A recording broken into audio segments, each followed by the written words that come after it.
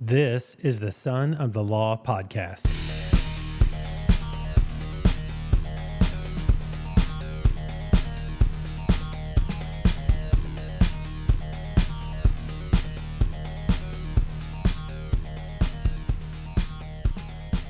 Hey everybody, welcome to the Son of the Law podcast. I'm your host, Jay Christopher. Before we get started here, I want to thank you for supporting the show. As you always know, you are why we do this and what this is all about. Don't forget, merchandise is available. We've got hats, t-shirts, and friends at the show, those who come on, get coasters and stickers. So I'm thinking about doing a social media post and saying, if you share the show with your friends, maybe you get yourself a coaster or a sticker out of the deal. Get some Super Luxe, Ultra, what is it? Private? It's not private. It's one of a kind swag. Share the show across all platforms, Spotify, Apple, YouTube, or your favorite podcast players. Encourage people to follow the show. Don't forget to turn those notifications on so you can be ready for the next episode. You can find us at Son of the Law Podcast, sonofthelaw@gmail.com. And a reminder, thanks to my dear friend and sister-in-law, teeny tiny baby Jessica, we drop every other Monday at 6 a.m. so that drive to work or never miss a Monday workout can be extra special. This episode is brought to you by Complete Auto Service Center. I want to share something close to home, literally. If you're anywhere near Richmond, Missouri, and your vehicle needs attention, there's a place that embodies trust and integrity, Complete Auto Service Center. I've known Mark and Amanda for years, and they make me feel like I'm part of their family. From oil changes to engine replacements, brakes to transmissions, they handle it all with professionalism and care. Their certified techs use quality parts, and they stand behind their work with a 36-month, 36,000-mile warranty. But it's more than just repairs. It's about peace of mind. It's about knowing that your vehicle is in the hands of people who value honesty and excellence. So, if you're seeking a reliable partner for your automotive needs, visit CompleteASC.com or stop by 718 Woolard Boulevard. Let them earn your trust, your business, and your friendship. Complete Auto Service Center. Complete maintenance, complete repairs, complete peace of mind. This episode is brought to you by Cutting Edge Landscapes. I've known Brandon Steffen, the owner of Cutting Edge Landscapes, for over 15 years. We've seen each other through a lot, climbed mountains together, served together, and when it came time to trust someone with my lawn, there was no question. I turned to Brandon and his team. Let me tell you, the difference after just one application was truly incredible. My yard went from weedy and full of dandelions to lush and vibrant. It was green, like really green. Also, I fought the bag system for years, never really seeing the results I wanted, but it has new life now, and that's all thanks to Cutting Edge. Cutting Edge isn't just about landscape projects either. They're about building relationships and treating your property like it's their own. Whether it's fertilization, aeration, or seasonal treatments, they tailor their services to what your lawn truly needs. With over 40 years in the business, Cutting Edge Landscape stands by their motto, "Your property is our passion." And after seeing the results firsthand, I can vouch for that. Visit callcuttingedge.com or 816-580-3343 to schedule your consultation. Your lawn will thank you. Joining me in my home today are the Summers family, Chris, Dawn, and Natalee. Welcome, guys. Hi. Hello. Hey. Hey, Natalee spelled Natalee. Yeah. Recently, I was wondering how that name spelling came about because I was thinking Natalie, and then I would learn. Care to enlighten me? I don't know. That's a question for you guys. If I could go back, it wouldn't be spelled like that because people spell it wrong all the time. Well, we started with Emily, and it was kind of a combination of a couple names. We really liked Emma. Was that it? Yeah. We liked Emma, then we liked Emily, and then we liked, I can't remember. Like Emalee? So that's how she spells it. She's Emalee. And then that started the trend. And so then Gracie. Grace. CE. Okay. And then what was it? Then it's like, okay, we need another one. Oh, Natalee. We kind of like the older names Dawn as well. Yeah. Yes, Emma, older. Grace, older. Nata. That's my bad. It's like the Friends episode. You know, you only need snacks with one syllable. Chips and dip and pretz. No, it's not pretzels. Never mind. My bad. Thanks so much for coming. I forgot to talk about our sponsors. Don't forget Complete Auto Service in Richmond, Cutting Edge Lawn and Landscape in Lawson, and now our newest sponsor, the Lawson Review. This episode is brought to you by the Lawson Review. Since April 8th, 1881, one thing has never stopped in Lawson, Missouri, the local newspaper. From the very first printing of the Lawson Gazette to today's Lawson Review, this is the county's oldest newspaper with uninterrupted publication. Generations have lived it, written it, and read it week after week. The Lawson Review isn't just news. It's school events, local sports, city decisions, community voices, and the stories that may not make the big city headlines, but matter most right here at home. A subscription is just $29 for 1 year or $51 for 2 years. It's an affordable way to support local journalism and stay connected to your community. Contact the Lawson Review at lawsonreview@gmail.com. Visit at 405 North Pennsylvania, Lawson, Missouri, or call 816-296-3412. The Lawson Review, your hometown paper, yesterday, today, and tomorrow. Are you guys Lawson Review members? I don't We're believe not. so. Yeah. I think it's $29 for 1 year, $51 for 2 years. Get your latest news and Lawson information right here. I encourage everybody to check that out. Is I'll it look at digital? They do have an online search option through somebody came along and then like scoured all of their history, like ancestry.com or something like that, and downloaded all their information. So there is a search engine out there. I don't think they're an online platform like that, but it's still a great resource for those of you who live in town or want to know what's going on in the Lawson community. We see our kids' pictures in there all the time. It's great. Okay, thanks so much for coming today. I'd like to just maybe start by introducing you. Got to know you at church. Still don't know you that super well, but That's by design. that's he's like, I could tell you, but then I'll have to kill you. That's a classic Top Gun bit. It's classified, That's right. That's right. right? Mhm. Yeah, so you guys own Hitch Hive Honey. Mhm. And I knew of Hitch Hive Honey before I met you, just because it's local farmers market type stuff like that. I'm like, oh, okay, that's cool. And then just mutual friends were like, hey, we need to get together. We need to talk about this stuff. And then, lo and behold, here we are. So I'm super excited to have you on the show today. Super excited to learn about the business, learn about beekeeping, the things that make you guys tick in this community of practice, which I've already learned is a little quirky. And classified. And right. and so, I think that's super exciting. So let's start first with just quickly or not so quickly, introduce yourselves individually, where you were born, raised, talk a little bit about your family, how people in the area might know you, which we've already talked about the honey, but there's other ways. You guys have been around for a minute. Ties to Lawson. How'd you wind up here? And maybe something people wouldn't know about you or would be surprised to discover. I'll start. My name's Chris. I was born and raised in Kansas City, Missouri. Lived here my whole life. Lived KCMO. there. We're KCMO. at in KCMO. That's a big place. I like to use the term Nashua. Okay. It's kind of its own place. Mm-hmm. Now, when we first moved there, 2-lane roads, cows. We were at the end of North Oak Trafficway. At the Okay. end. There wasn't much there. Grew up there, and my family is the Summers family. Mm-hmm. Now, I could get into a little story, maybe I briefly will.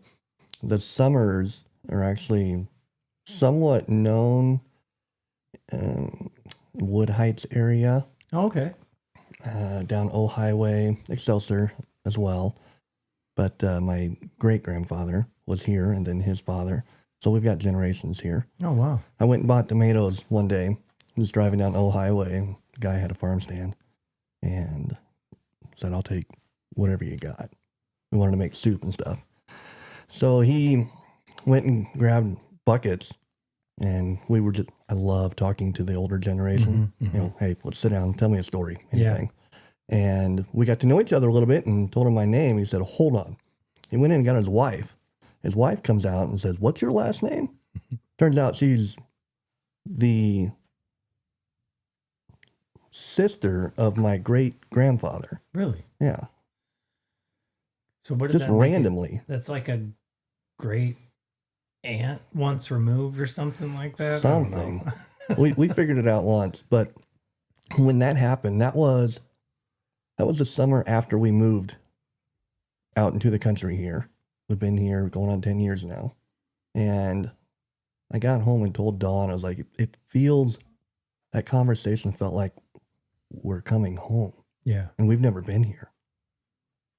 Yeah. Yeah. A little different, but Yeah. Well, you find a place that you identify with and people that you like, and it's just easier to settle down, isn't it? mhm. Very good. How about you, Dawn? So I was born at North Kansas City Hospital, but I was raised on the mission field. Okay. So, up until I turned 13, we were overseas.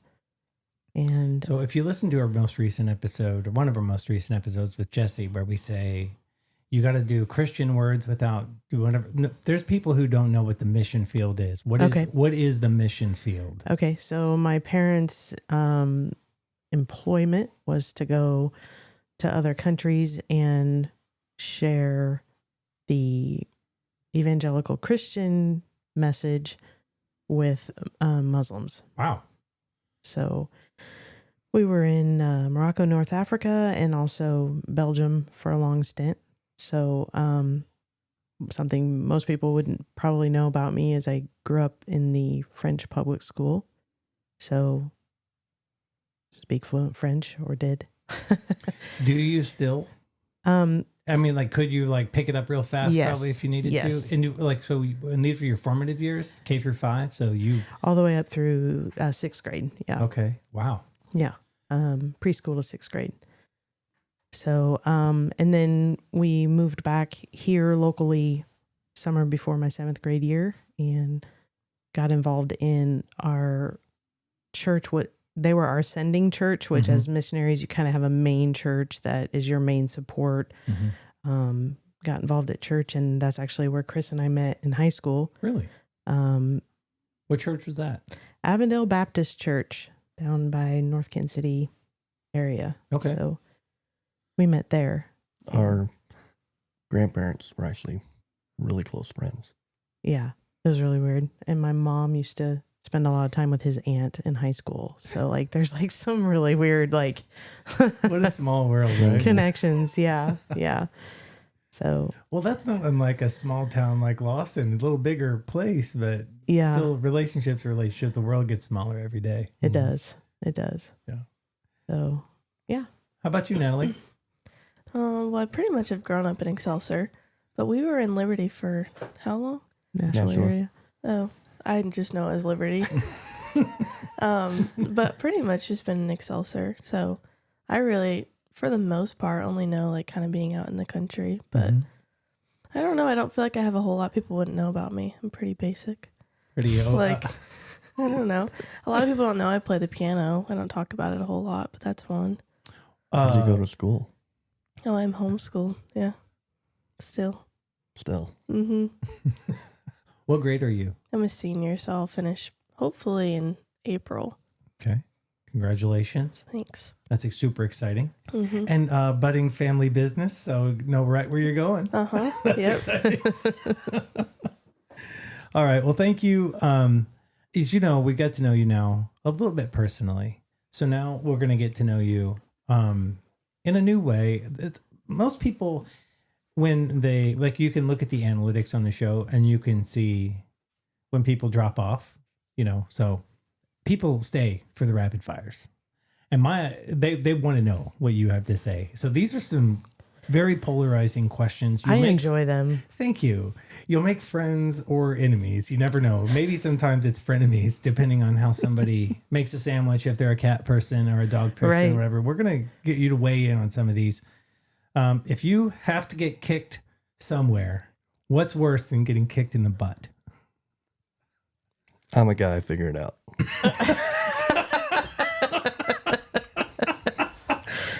Chris and I were talking on the way home, and she's like, "That's a kick in the butt." And I said, "Well, it beats a kick in the stomach."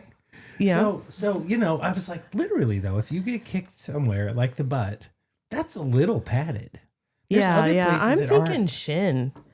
kicking Man, the that shin. hurts. Yeah. Like playing soccer and you get, Mm-hmm. oof. I don't know. I think the shin is pretty painful. Natalie, Yeah, want to weigh maybe- in on this? I feel like the stomach would be a bad one too, but also like I have really weak calves, so the calves would probably be bad for me. I don't know. I'm really surprised nobody wants to get kicked in the face. That would Yeah, be that's I was going to say that one too. I thought about that one. a kick in the face, man. Come on. Yeah. I just think the chances of that happening are, Very slim. yeah. Fair. Which one has to go? Tacos, pizza, or ice cream? You can keep 2 of 3. One has to go. ice cream Ice has cream. to go. Ice cream has to go. Seriously. Yeah. Ice cream. Are we done? Is the podcast over? not the way I thought this was going to go, honestly. So we've been mostly dairy free for like, I don't know, 8-9 years. Really? So ice cream just doesn't have an appeal anymore. It doesn't even sound good to me anymore. Yeah, you've definitely made some people feel very peculiar about. See, I would thought it would be for sure be either tacos or pizza, because tacos or pizza can be dressed up. You could have like a pizza taco. It's like a calzone, right? True. You could have like a taco pizza, but you can't have like pizza ice cream. That's awkward. Yeah. Anyway, Pizza very and cool. tacos are just, they're legit. They're Like, staples. They Yeah. are. We can't get rid of them. Well, speaking of staples, what is your go-to food at the state fair or a local festival? Anything with potatoes. Really? Like, yeah, where do they usually have them? It's like a spiral At Silver of Dollar like City. potatoes. Oh, Yeah. where they cut it and then stick it on a stick? Mhm. Those are They're good. really crispy. They're good. I got to go with a funnel cake. I'm a sucker for I'm a good funnel cake, too. Funnel cake. Do you Yeah. put a bunch of powdered sugar on it and fruit? Yes. Do you fruit? No, just the powdered sugar. Like I don't mind the apple cinnamon. That sounds delicious. I think it's because you can't get it every day, you know? It's like when you see one, it's like, oh, I got to have one of those. It's true. Yeah. Okay. How do you put on your shoes and socks? Is it sock, shoe, sock, shoe, sock, sock, shoe, shoe? No socks, just shoes? No shoes, just socks. Standing. You got to be careful trying to put a shoe on. I'm to the age where if you hang a toe, you can bust your face on the ground. That's why I do it standing. So you're working on your balance? As we get older, we need to work on our balance. And every morning I try to put my socks on standing up. That is a terrible idea. I've seen you in bio. That's true. That's true. We're going to talk about that. It was bad. It was so bad. How about you? Definitely sock, shoe. Yeah, I'm Sock, the sock, same shoe, way. shoe. Yeah. Mm-hmm. And I think it's always the right foot first. Yep. Oh, I hadn't Yeah, thought me about too. that. Yeah. It's right foot. always my left foot now that you mention it. Really? Yeah, I go left foot, sock, right foot, sock, left shoe, right shoe. Are you left-handed? No, I just that's weird. throw my left leg up. Have you ever thrown that off? Have you ever tried to? I'm a right foot sock, left foot sock, right shoe, left shoe. I've never Have you tried that. Ever tried to throw, like, put your right sock on and then your right shoe? Now your left side is naked. You're tell fully you, clothed on one side and naked on the other. I actually have done that, but the opposite. But I did feel so uncomfortable that I took everything back off and did it the right way. So these questions, I believe it or not, they are deeper than most know. Well, I just think it shows how weird we are. Okay, how do you train for ultra marathons and climbing 14,000 foot mountains? Fun fact, I know a little bit about these guys. So Chris and Natalie are training for long distance running races. Mhm. And how many 14,000 foot mountains have you climbed? I'm at 14. I'm at 8, I think. Yeah. That is a very peculiar answer. How do you train for this? Consistency. Consistency. But if you're, a lot of times this is obviously in the mountains, high heat and asphalt, doing work in the middle of the summer raises your white blood cells, your blood cells. So Really? that's what translates to high altitude. It's Really? about the only thing that I know that works decently well. So when it's 100 degrees outside, take a run down the asphalt road. You're running. Mm-hmm. All right. How about you, Natalie? What's that one thing you always say? Is it LSD? Yeah, we love LSD. That is that is a drug. Yes. Oh. No, what is it? Yeah, long, slow distance. Oh, okay. Sorry, I didn't even know. She's homeschooled. That's me. Sheltered. That's me. But no, just like keeping your pace for a longer amount of time instead of doing it all at once, like really quickly. Yeah. It's okay to slow down and run a 12, 13, 15-minute mile because you're going to do it for A long 60 time. miles. I appreciate that. I'm recently decided to train for a half marathon called Rock the Parkway in April. Set out to run fast, ran 1 10-minute mile and felt like my legs were going to break. And so now and since then I've been trying to slow down and I can't run faster than a 12-minute pace. So it's like, so I appreciate that. Good. I appreciate that. What is something that you find embarrassing? So I come from a long line of criers. You like to cry? No, well, Don't cry now. no. I don't have to know you.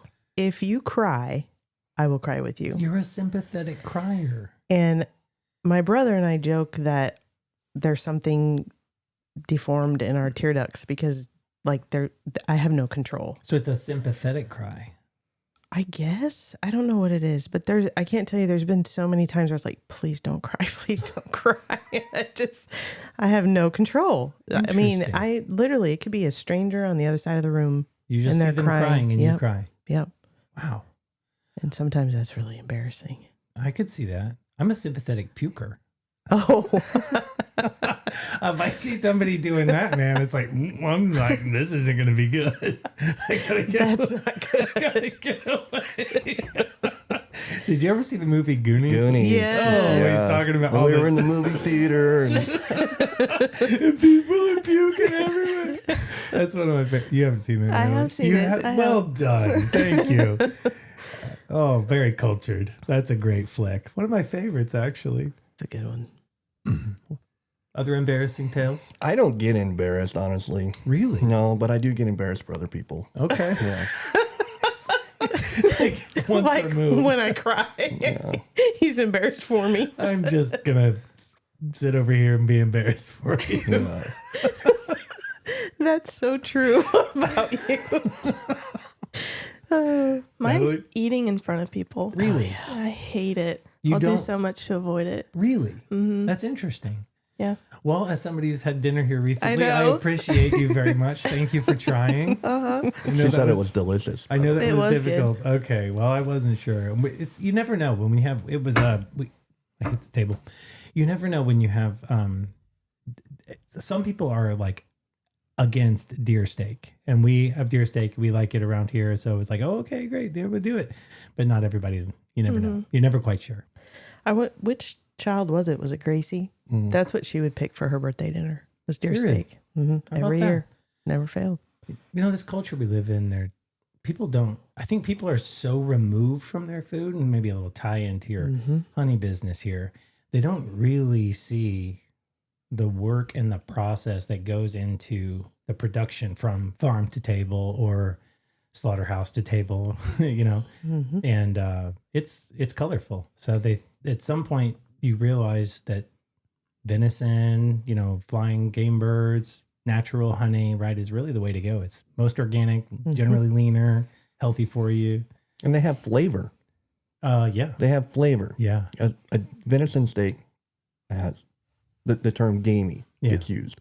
That's what meat tastes like. We were at Aldi the other day shopping. I picked up a package of beef, and it said ingredients plural. yeah, Why is this plural? It said beef yeah. and natural flavorings. Natural flavorings. I was a big fan of like the salt solution or whatever, 2% solution, whatever that they pump it full of water basically to jump up the weight or whatnot. All right. What's something that you are doing to improve yourself currently? Chris and I recently both dove into getting massage every 6 weeks or so. Oh, Life changing. It's been amazing. really? She works a lot with like fascia tissue and muscle, and she does all kinds of things, but Really? it's a game changer. It's really worth the investment. Total body? Mm-hmm. Swedish? No, No, more fascia. Yeah. I don't know what that That's, means. Sorry. the I don't either. the fascia is the tissue that attaches your muscle to your skin, right? It's like the webbing Oh, that I'm probably messing this up, but I'm pretty sure that's what it is. There's different tools. I don't know if you were like scraping. okay. It's along those lines, but not using a scraper. It's using like finger.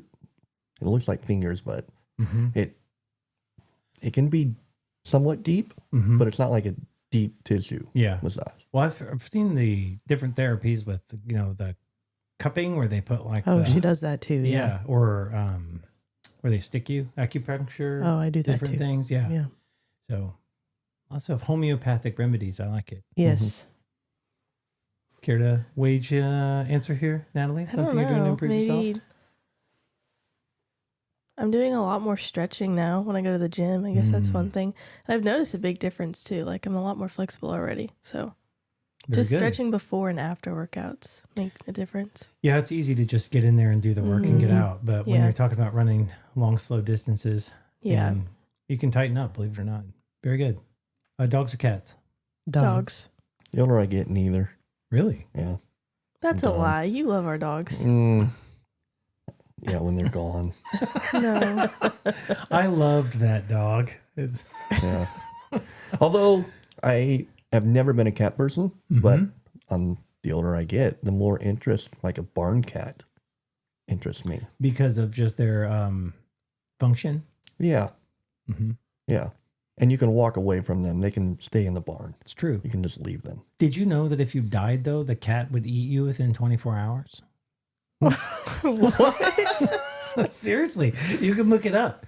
You can look it up. If you have a cat and you die, and the cat's around, it will start eating you. If you live with the dog and you die, the dog will lay there and starve and die next to you. That's why dogs are better. Yeah. That's what it I is. said. That's what I said. Why does that Cat make a pe- dog better? Like 'Cause a they cat care. has literally. Because they have feelings. Oh, Yeah. here we don't do feelings. I'm unemotional. Remember, I would get embarrassed. A cat is surviving at this point. No. I'm pretty impressed by that. No, that's disgusting. And rude. How rude. I'm gone. Absent from the body. I guess that's true. That's true. It is a tent. What is the last book you read? So I'm currently reading What He Must Be If He Wants to Marry My Daughter No, you're not. by Body Bacham. Yeah. The Man, rest in peace. Yes. It's a good book. Very good. Yeah, but say what you just read. Okay. So I just finished one of the Harry Potter books. Okay. We love the movies and have always loved the movies. And so I was just intrigued. There's so much more in the books. So much more. Yeah. Yep. So I went from that to Harry Potter. I like that. Well done. Well done. Others? Sorry. No, go ahead. I'm currently reading The Letter Carrier. The Letter Carrier. Yeah, but I just finished Screw Tape Letters again. Okay. I decided to reread that. Sounds good. Wormwood and what's his name? Screw Tape. Mm-hmm. Yeah. Love those characters. Chris? The Bible. The Bible. He's in the Bible. Yeah. I have a hard time It's reading. actually a library, multiple books. Yeah, multiple books. I actually have a hard time reading a separate book. Mm-hmm. I get disinterested. Yeah. Yeah. Yeah. Very good. How do you feel about Pio? How do you feel about it? Yeah, I threw this one in. Chris suckered me into going to a Pio class at the Excelsior Springs Community Center. And I thought I was going for stretching. I thought I was going for a low impact, and it was mostly low impact, not too much jumping, but I didn't expect my heart rate to get up very high, and I got in there and made a fool of myself. So No, it can be as much as you want. Yeah. It really can. mm-hmm. And PIO is Pilates and yoga combined. So you do Okay. some Pilates up front, and that's where the jumping around, band work, different. Here we don't use bands or weights, and then you finish with some yoga there at the end. Now being in the running, outdoor, whatever world, was starting to get some hamstring hip pain and could not shake it. Mm-hmm. And Dawn knew the lady that was teaching it and said, why don't you just try it? And literally within 2 weeks, my hips had loosened up. The pain went away. So I'm weekly now for about 5 years. That's awesome. Well, I as I said before, I'll be back. I've been tied up with other activities, but I like it too. Very good. And you've done the pound class. You've done other classes there. Yeah, I like several classes there. The pound class is my favorite, and then there's a step class that Bridget, who teaches PIO, teaches that. I really like that one. There's a couple of others that aren't offered anymore that I really liked, but yeah, I like the classes. Do you do any classes, Natalie? I did PIO for a while you were doing it, and then started doing other stuff on Monday nights. But it's good. I like it. It's a good kind of like active recovery in a way for us, especially when we're doing long running on a Saturday and then trying to do some type of running on Sunday, and then having that on Monday is really nice. Yeah. But I mean, there's multiple classes I'll go to. Just depends. Sweet. Yeah. Do you have a favorite scripture? Right now, mine's Titus 2:13, looking for the blessed hope and glorious appearing of our great God and Savior Jesus Christ. Excellent. Just waiting for him to come back. Looking for him. Looking for him. Yep. Excellent. Others? I even usually like whatever I'm reading, I'm like, oh, that's my favorite. Yeah. So like I'm going through Psalms right now, and just everything in Psalms, like, oh, this is great. So Yeah.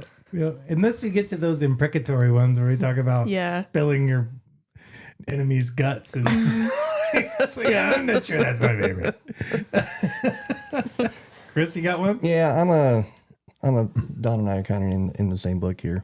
Well, not book, but I'm 1 Thessalonians 4:13 through 18. Okay. It's a stretch. I'll just read the 17. Then we who are alive and remain shall be caught up together with them in the clouds to meet the Lord in the air. And thus we shall always be with the Lord. Very good. So comforting. Yeah, that's something to look forward to, isn't it? Very good. Well, until that day, we're here on this earth toiling about, and you all happen to be beekeeping. Ooh, what a transition, right? That's a masterful transition. last hot take. What is the question about beekeeping that you're tired of answering? So there's kind of a joke in the beekeeping community that beekeepers get uninvited to family gatherings and parties and stuff because we won't stop talking about bees. And that's legit. Like, actually love to talk about bees, love to answer questions, love when people start the conversation. So I really enjoy the questions because it gives me an opportunity to talk about what we love, what we're passionate about, right? That's awesome. I'll be honest though, like there's a few that it's like, okay, like you just expect people to ask you most of the time. Like one of them's always, how many times have you been stung? Which is a good question, but everybody No idea. asks it. Still, like I like answering it, but yeah, I don't know. That's a pretty common one. Very good. Yeah. Yeah, there aren't any. I love talking about bees. He's like, game on, bring it. Yeah. I'll answer that question a lot. Do you know how many times Natalie's been stung? I watch her get stung a lot.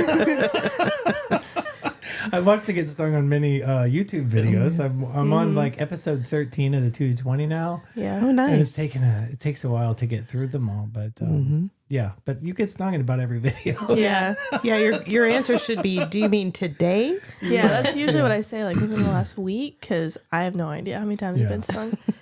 Yeah. All right. Okay, let's just start at a super high level. What is Hitch Hive Honey? Can you tell us a little bit about the company, overview, how you started the business, and just bring us into your world? Well, I'll start with the name. Okay. Well, I've always wanted to get into bees. I'm an outdoor nut. Always loved it. Living in the city, Kansas City. Neighbors behind us had a pool, things like that. Bees and pools usually don't go well together. We moved out here, said, finally, let's do it. Found some used equipment, went and bought it, and Dawn jumped on Facebook, I believe.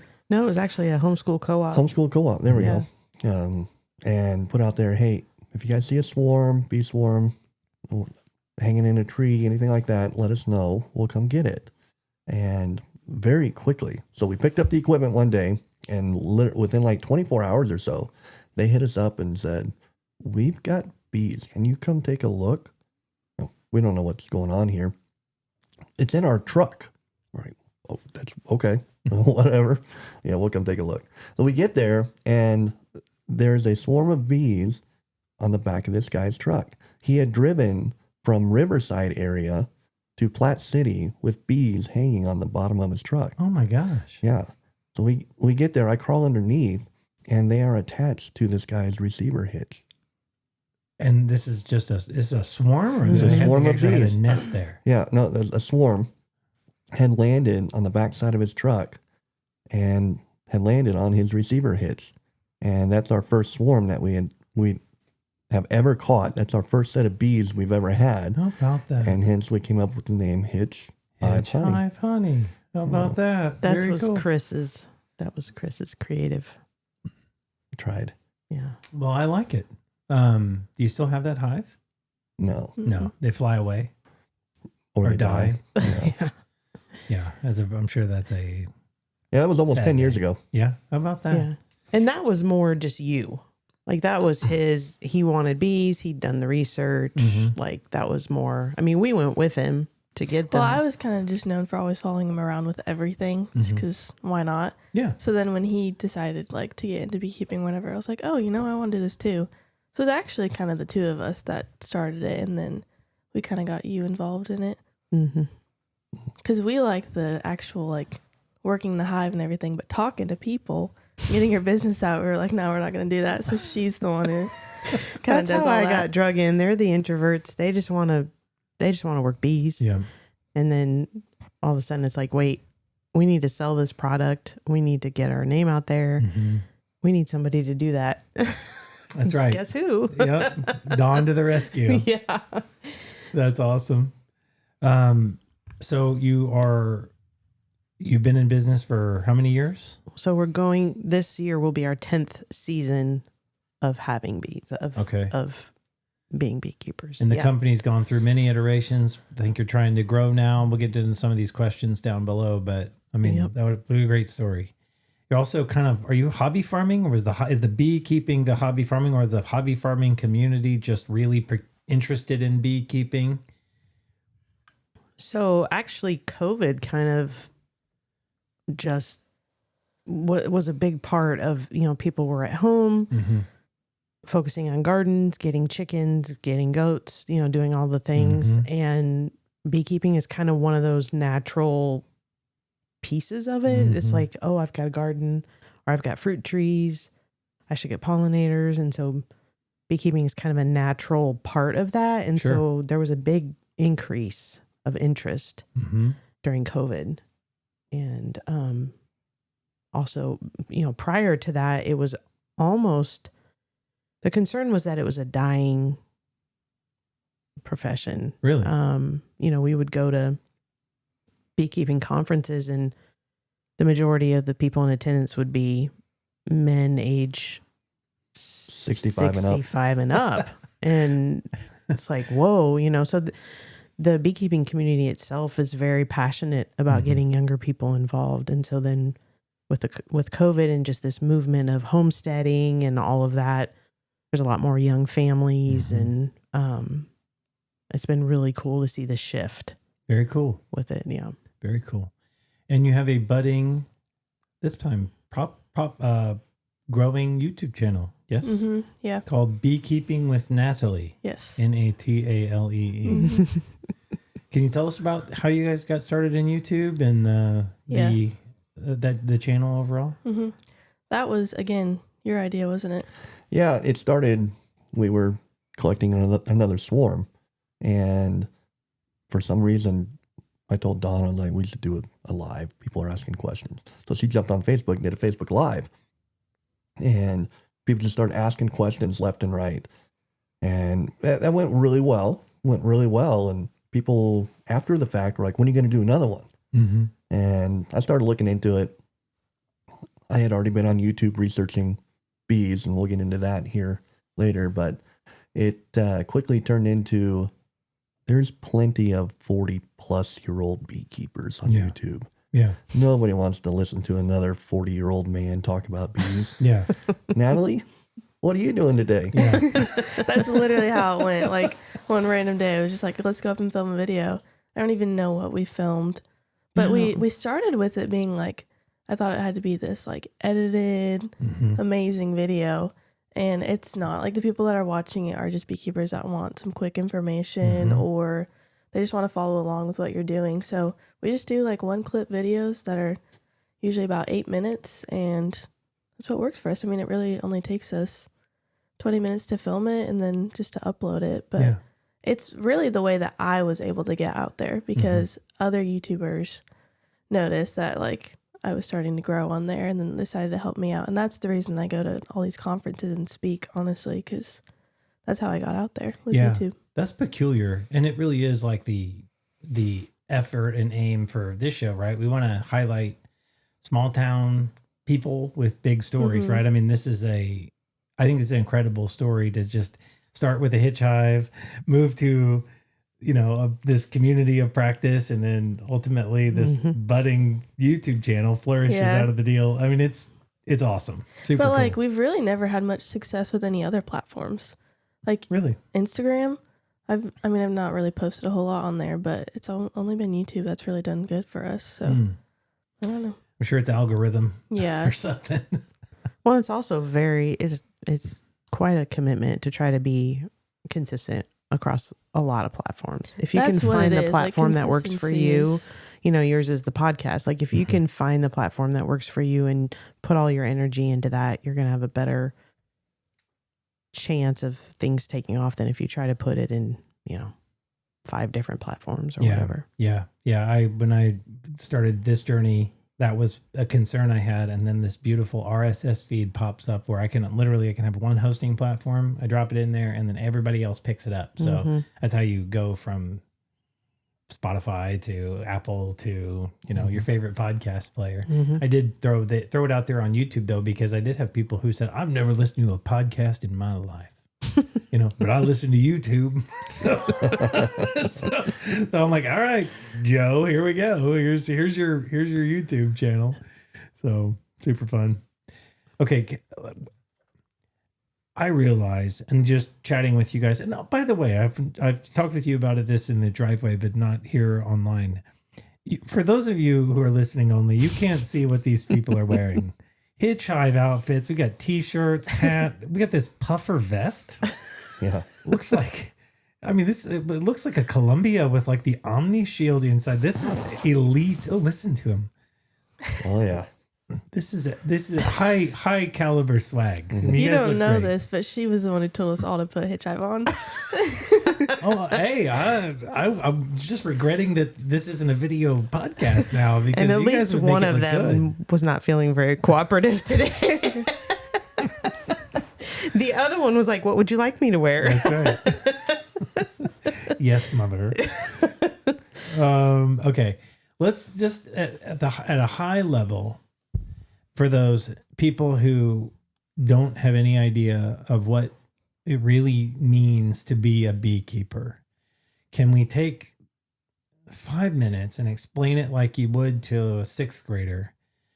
The equipment, the processing, the packaging, if you will, of how it actually happens. Like you got a swarm, they go in a box, they live in the box, they make the honey, you have to go get the honey, and then how do you get it out of the thing? You know what I mean? Like just process the honey process straight away. Like how does that work? Wow, that's not a 5 minute. Well, I don't know how. You did it. You did there's so much. It's bugs in a box. Okay. I hate using that terminology, but right. You can catch swarms. You can take swarm cells that are left over.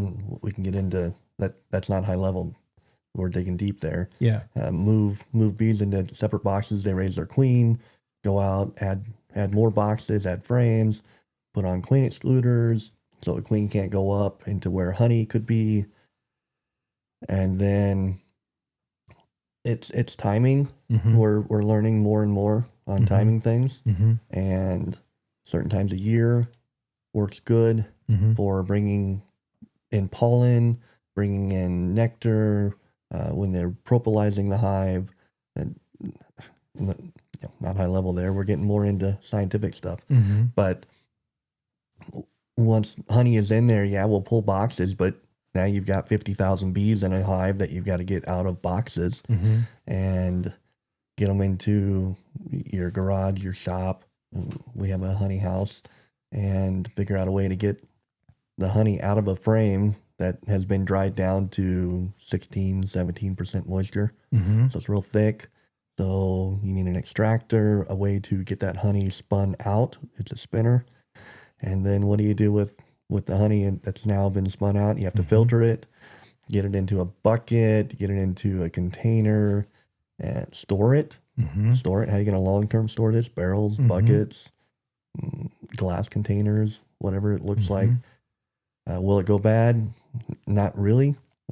Would I want to eat honey that was found in King Tut's tomb or whatever? Yeah, I was gonna say, didn't they find some there? or Yeah. something? Would I want to eat that? Absolutely not. No. I mean, it's cool, but yeah, it probably tastes not eating like it. dirt. Mhm. But yeah, it'll crystallize on you. Does that mean it's bad? No. Actually, Americans are one of the only countries that likes liquid honey. Really? The rest of the world tends to prefer it in a crystallized form. I love crystallized honey. It's got texture to it. Yeah, It's spreadable. Get it with a spoon. Mhm. Oh, so delicious. Yep. So, thank you for trying to humor the question. Right? Yeah. I mean, it's hard. It is. It is hard. But I mean, you've done a nice job just kind of kicking it off. It is a very simple, natural process. Like these bees, they're used to a place where they can live that looks like the box. They make the honey. They would normally just make the honey for their own food, right? Mhm. And then we've come along and said, this is delicious. So we figured out a way to work in harmony with them, right? So they don't die. They continue to produce. You guys get the honey and you sell it to all of us where it tastes great. And you guys are making a living now. So that's excellent.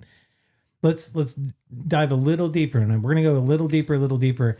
And I want to geek out on, because I know just talking with you, every one of our kind of pre-questions could take 2 hours, and we don't really have the time for that. But I want to geek out on one topic when we get there. And I think what people would find very interesting is just how you make a queen. So when we get there, I really want to just go nuts, use all the big words, do all the things. And I want to understand that process. But at a more philosophical level, when did you stop keeping bees, right? This YouTube hobby project, and start thinking of yourself as beekeepers? Well, I think there's a difference between a beekeeper and a bee haver. Another great way to Yes. rephrase the question. Yeah. Yes. I mean, I do this podcast. I still don't see myself as a podcaster yet. Right. You know what I mean? And so that's the approach I'm taking here. You guys are all in. You Yeah. figured it out, doing a great job, look the part, know the language. Yeah. Right? I mean, you're in it. Even in the beekeeping world, we hear it all the time. Hey, I'm a beekeeper, but they buy bees from us every year. Mhm. And they know this. We've had these conversations, but we early on would lose our bees every year. Same thing. At that point, we just have bees. Right. Every year we get bees, so that means we have bees. And then we learned what it took to overwinter your colony successfully, Mhm. and how to treat them if they're sick, how to make sure they have enough food, different things like that. And now we sell bees because we keep our bees. Mhm. And so mentally, that's when we switched from having to bee haver to having beekeepers. I don't know if there's anything, Dawn, you wanted to add? No, it was just that the first 2 seasons we lost them over the winter for various. And lost means they died. They died. So it's just they get cold and they die. It could be disease. It could be lack of food. Could be. Yeah, that's actually, I would say, misconception. Bees do fine in cold. Really? Yeah, they have them in Canada, Alaska, places, northern Minnesota, -40. They're in they tree can survive. trunks. Yeah, Wow. they're living in trees. But cold gets blamed way too much. Okay. Way too much. It's lack of resources, disease. Size. Maybe you did a late season split. Thought you'd try to raise some queens in August. You don't have much of a window left to get them built up to have enough to make it through winter. Okay. So after 2 years of loss like that, like, okay, this is We gotta a little, figure this out. yeah, this is a Now little it's bit personal. Yeah, now it's like, okay, wait a minute. So then that's when, and we say a lot too. You can read all the books and watch all the videos and all that, but there's also personal responsibility and just there's more than knowledge. There's responsibility, maybe. And I like to use the word art. Okay. yeah, I was looking for the word. You can use, it's 50% knowledge and this is what should happen. And then there's 50%, it's artistic. Because what we do, the couple next door, the bee club we're at, 30, 40 people there, they all do something different. Yeah. So there's an artistic form to it. Very good. Very good. Natalie, anything to add here? I don't know. I think that kind of tells like why it's so fun. 'Cause there's so many different ways you can do it and be successful in so many different ways, which is why I like it. Just, a lot of people have, like, they go into the office every day and like that's their job or, whatever. And some people enjoy that. But like for me, we get to do something different every day, which is what I like about it. Awesome.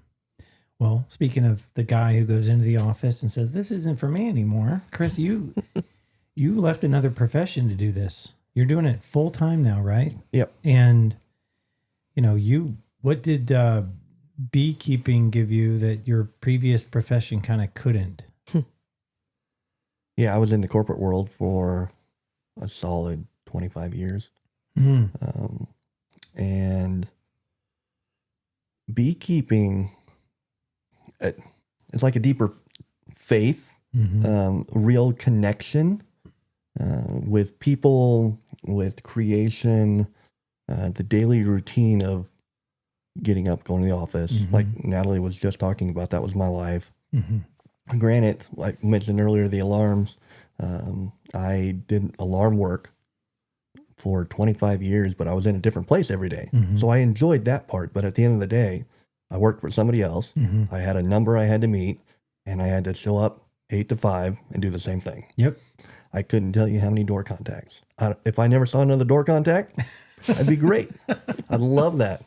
But that was just my daily routine. So beekeeping has now, I don't want to use the word self-worth, but it's helped me acknowledge the fact that I can do this. It's not for everybody. But for me, where I'm at now, it has completely changed my outlook on life. I tell people all the time, once you have bees and you sit there and just watch them, you never see life the same. That's awesome. How they interact. Actually, Don and I were talking the other day about working on vehicles or something like that. And it was like, I got to do a starter today. I got to do an alternator on that vehicle. And it was just fine. Whereas previously, my life was, I don't have time to do that. This isn't in my schedule. But now it's allowed me the ability to do things at a lower level of, not consciousness, but not taking things so extreme. And I'm more relaxed. And Dawn actually, she's like, well, I like this Chris better. Yeah. Yeah. It's a new, that's excellent. Good feedback. And the pace changes, right? You're not rushing and doing all that, right? You can kind of get up, have your own speed, your own time, do the thing that needs done, and then you're your own boss. Yeah. Excellent. And the way the transition happened was really cool too, because when he left the corporate world, he worked for a beekeeping supply company for a year remotely. I don't know that we would have ever had not the guts. I don't know what the word is I'm looking for, to go straight from corporate to full-time beekeeping on our own. Had kind of a transition year. Yeah, that like middle. And there's a lot to that, actually. There's a lot more to it. I'm Dave Ramsey. You know who that guy is? I do. We are we're fans, you could say. We want the boat as close to the dock as possible before I make a leap. So everything's debt free, cars, house, everything, so that when we did decide someday to make this step, the boat would be close. Boat's never close for me. I'm the Never type close enough. He wants the boat on the dock. Yeah. Tied up, gassed, ready to rock. Yeah, or the boat, maybe the boat's not even launched. Yeah, Let's just have it on the shore. yeah. We'll get in, we'll test it out, and see if it even starts. Yeah. But 2 years ago, I broke my shoulder. And At work. At work, at a large facility, well known, and a ladder just went out from underneath me. And I slid down a scissor lift and broke my shoulder. Ended up, they called and said, okay, I think we're all done here. You've met all the PT, so we're going to give you this settlement. Like, what? Okay, hold on. And we ended up getting a check. And for us, that was the not the sign, but what we were kind of looking for. Like, okay, here we go. Time to make the jump. And that's how we officially jumped it. Yeah. I have the strong desire to it's a train coming. Okay. Oh. Yeah. Those of you online, you can hear the noise. We live right by a railroad track, and that's the beauty of living in a small town with a rail community. Get the beauty of it going by. I have the strong desire, as we're making conversation today, to use so many bee puns. Yeah. Oh yeah, it's okay. It's okay. So you could say that was the nucleus of the nuke of your beekeeping adventure. Yeah, that's pretty sweet how you drew that in. Very good. Yeah, I knew you'd be ready. I'm ready. Dawn, you began during a season of health questions and food awareness. How did bees change the way you think about nourishment, healing, responsibility? Kind of talked about your holistic approach to your health now and massages, things of that nature. How does this kind of incorporate with your lifestyle? Yeah, we started making change. I started making changes for health reasons. Just the doctor just kept wanting to add medication, and I just felt like something was off.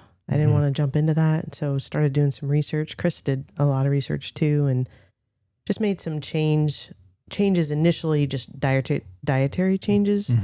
But then, as even in the city, when we were still in the city, we had a garden, and we were hunting and started eating our own food. Then when we moved out to the country, just, planted a bunch of fruit trees and big old garden. And I wouldn't say the bees changed it. They just enhanced it. For example, have you ever had a strawberry picked right out of the garden? Yes. I mean, it's delicious. So Chris will not eat a store-bought strawberry. Really? Has never liked them, will not eat them. But he will eat a strawberry picked out of the garden. And so for me, watching, we moved out there, and I think we ordered 100 strawberry plants one year, and the whole family got out there and planted 100 strawberry plants. And then next thing I know, the bees are on it, pollinating the flowers. And so then you're just observing, okay, so then next thing I know, I have this delicious strawberry, and it's all tied in, right? Yeah. It's just, it's a balance. Like an ecosystem. Yeah. Yeah. And, they're on the cucumbers and on the zucchinis, and just, I don't know, just And in addition to that, the bees themselves, so they don't have an immune system. So one of the things that they do to protect themselves is they create propolis, which is they use tree resin and other things to make this like sticky goo. And they seal the entire hive with this sticky goo. So it's not just the honey that's sticky when you're beekeeping.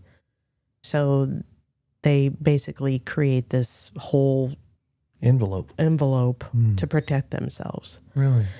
So just the idea of being careful what I put in my body and put on my body, you know, just even, you know, our skin is the biggest organ of our body. So, you know, we like to use salve that we make with beeswax and other organic ingredients for lotion or chapstick or whatever. So I think just, I don't know if I'm getting to the answer you're looking for, but I think just the, I don't know. I just drew a complete blank. I think just the idea of being aware of everything that's going in our body and on our body and using the things that are in nature that are non-processed, that are pure, Natural. raw. Yeah. Homeopathic, natural remedies, natural treatments. Yeah. Wonderful. Yeah. Wonderful. And that's just evolved. Right. How about you, Natalee? So you are not just a beekeeper, you are a teacher on a public platform. And, you know, for me in this format, you'd think you would recognize that immediately. And for me, I didn't. You know, I think, oh yeah, great, I'll do this. It'll be fun to talk about people. It'll be fun to just let other people see my friends and see, you know, how cool life is in a small town and everything like that. And then later, you get feedback from people that demonstrates, wait a second, they're actually listening. They're not just listening to the person that I'm interviewing or whatnot. They're with me on this journey. Yeah. And you're the face of that, right? For your YouTube channel. So, when did you realize kind of people weren't just watching, but trusting you? I think you're right. Like, I really still don't like understand that fully. But when I do actually, like, I'm like, oh, okay, people actually like know me is at conferences because I'll have people come up to me and they know so much about me. And like, they're talking to me like we've known each other for years and I have no idea who they are. Like, I've never met them before. Isn't that weird? It's so strange. Like, they feel like they really do know you, which, I mean, they do in a way. Sure. So I still don't feel like I fully understand it until I'm like talking to somebody that like knows me in a way. But it's crazy, but I enjoy it. Like, it's cool to talk to somebody that like they know about the videos that I've posted so we can have a conversation about it. And I don't know. Does it change how you present information? You know, knowing that people are listening and going to process it later. Definitely. I mean, do you hold things back or do you intentionally develop something that you think somebody might eventually ask you a question about? Has it helped you present information in new ways? Yeah, I think for sure. Like, now I'm always thinking about it, like questions people might ask or situations and whatever. But one thing my dad's always told me too is like, never make like an absolute statement type of thing. And never say never. Yeah, like especially on YouTube, because if I say like, oh, don't do this, or like this is completely wrong, whatever, like that's gonna get you in a lot of trouble. So like, because it could change too. Like, there's been multiple times where I've said this is what we're gonna do today, and then it changes halfway through the video. Like, so it's just never saying like absolute, this is what it is. So just being cautious and definitely aware of all that stuff. Yeah. That's awesome. This is what I think we're going to do today. And then like 2 minutes later, it's changed. Wait a second. I was supposed to, I didn't do it. My bad. Yeah. That's awesome. We'll go into video with a plan. And Well, because you never know what you're going to get into in a hive. So like, you could open it and have this whole idea, like plan for it. And then you get in and they've done something. Because it's not scripted. Yeah. No. I'll throw out an idea or word in the middle of something and say, you should go do a video on that, whatever it is. She hasn't been in that hive yet, so that's why it's real. Yeah, real. We're not making this up. I don't really like hate comments. Don't really get to me. I don't really like it's whatever. like you can say whatever. But like the one comment is whenever somebody will comment, be like, this is clearly staged. Like she Her already dad went through this and set her all Yeah. up for her and told her exactly what to say. And I've never even seen this hive. Yeah, those are the comments that I'm like, no, because that's like not at all what happened. Right. Like I have no idea what I'm getting into. Yeah. So So again, I've been watching your 2 to 20 video, and in one of them, somewhere 7, 8, 9, somewhere probably, you got into a whole bunch of hives at the same time, like 4 or 5 of them at the same time. And the first one, again, we're not there, but the first one was angry. You were like, these girls are angry. yeah, yeah, You know what? I think I'm just going to go over here and wait. Right. So it kind of leads me in my next question. A hive kind of has its own intelligence, priorities, right? You get into that hive and they get frustrated with being disturbed when they're generally probably passive or whatever. What's kind of that taught you about how to act around a beehive that has its own personality? yeah. I think it's just like you have to tell yourself to be calm, and like everybody says that, but you kind of eventually learn it. Like you just know not to react. Like when I get stung now, it's not like I'm gonna start running away or anything, because I know like that's not gonna do any good. So just being aware, but also like you can, people say like when you're in a hive or whatever, you should go really slow and just be aware. And that's true. But like for us, we're kind of at the point now where we can't spend 20 minutes in a hive. So like your time management matters too. So it's just trying to figure out like the balance there of, I need to be aware and cautious and make sure I'm not making a mistake as I'm going, but also making sure we're doing it efficiently. Yeah. So, but yeah, it's just like where you put your hand matters. Like you might put your hand somewhere where a bee is and get stung or anything. And also another thing, like a lot of people, they'll come over and they'll stand right at the entrance of a hive. And that's like the worst spot to stand because you'll just see like this cluster of bees. Yeah. Because they're getting backed up. They can't get into their entrance. So just being aware of stuff like that. Yeah. It's so funny that you mentioned that. I watched you touch a bee and pinch it or whatever, and it stung you and whatever. And then you move with a hive tool, I think it's what it's called. And I think it might be propolis. I don't know. Like I'm trying to use all the words you've used now, but they all stick together. All of the things, all the, so you get in there and you take the lid off and the lid's stuck, and then the individual frames are stuck, and you got this thing, you're prying it apart, but you got to move slow, but you've got to then take it and like set it somewhere where they don't. Yeah, I don't you know. eventually It's like a just whole learn process. all that. Yeah. Like I usually don't put my hive tool down, and that's something that people think is like if they're not a beekeeper, like that's crazy that you're just always holding it, but it's just like you don't even think about it. Like you would know. Yeah, where's the smoker go? I put it in between my knees, and that's just like I don't even think about that. Like if I need to go pick something up with both my hands, I put my smoker in between my knees. Kind of waddle around. A little bit, yeah. But it's just like I don't know. I don't even think about that. You do it too. Yeah. Well, I just coming from the I smoke meat, and when I do anything that requires all of that discipline of where does this hand has to stay clean, this hand has to stay on the meat, and then this is whatever, and then suddenly I've got crap everywhere. Yeah. it's all over the place. So watching your videos, like literally you've got it's all, I know, chaotic or whatever, but it's all very organized at the same time. So Yeah. it's impressive. But that's the other thing too, like about beekeeping, is it literally turns your brain off for every other thing in the world. Yeah. Because you're so focused on what you're doing, because there's so much to think about, which is why I like it too. And there's a lot at stake if you're not focused. Yeah. Yeah.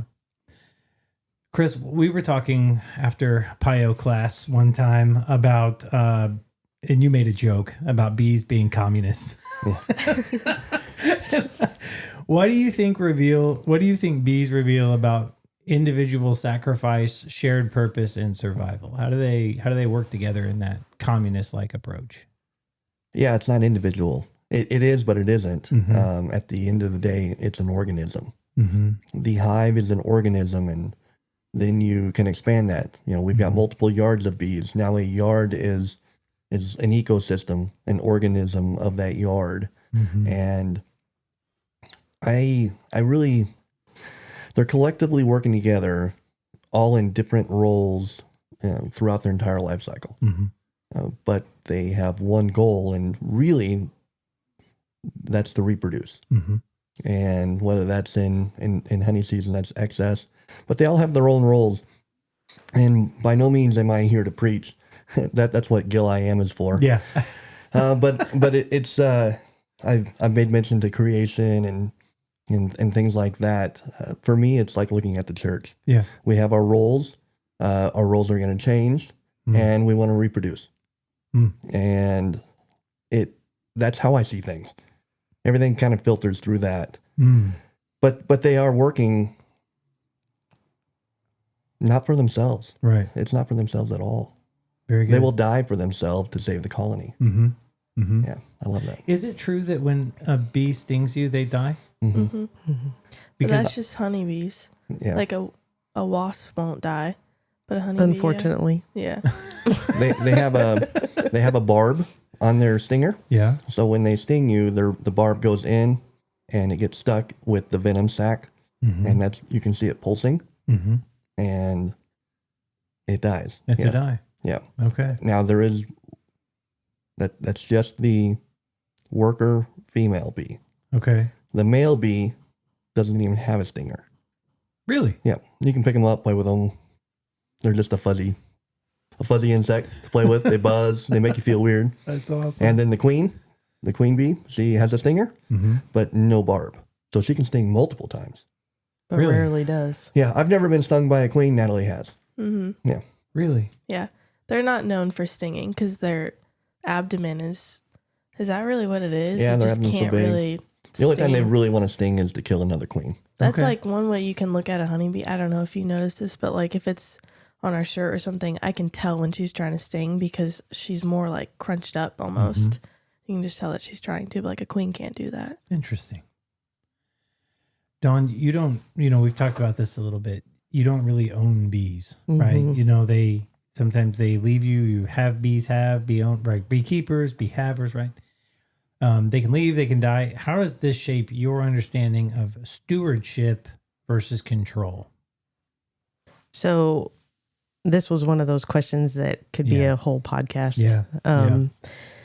But we try to practice good husbandry skills. So, if you have a dog that's sick, you give it medication. If our bees are sick, we treat them. But it's our job is to create an environment or conditions that makes the colony want to stay. So space, food, all of that.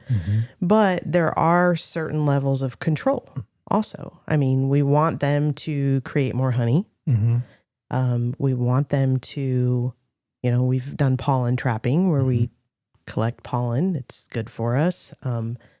We like to use the beeswax, so we want them to create wax. So there is a level of control because we're encouraging them, or we're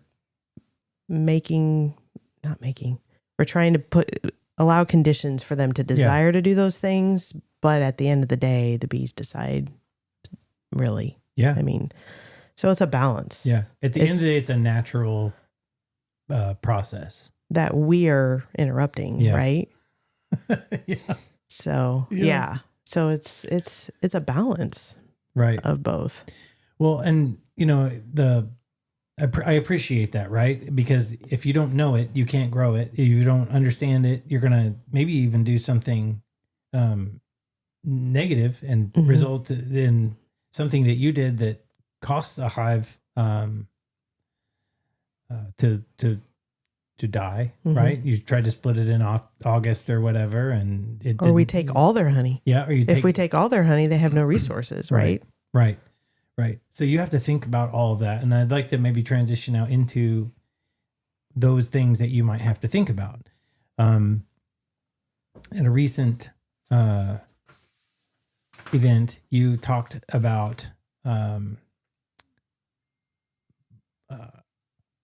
some type of honey that's like locust honey or something like that. It's like it tastes different than other types of honey. So the question is, beekeeping kind of forces you to live by bloom times and weather. It's not necessarily just the control of your alarm clock, right? It's like, okay, it's time to get up, boys or girls. I call them girls, is what you call them, I think, Natalee. how's that changed your relationship with time? Like, what about, how do you guys handle those, Well, the big broad picture is sometimes there's days we look at each other and we're like, what is today?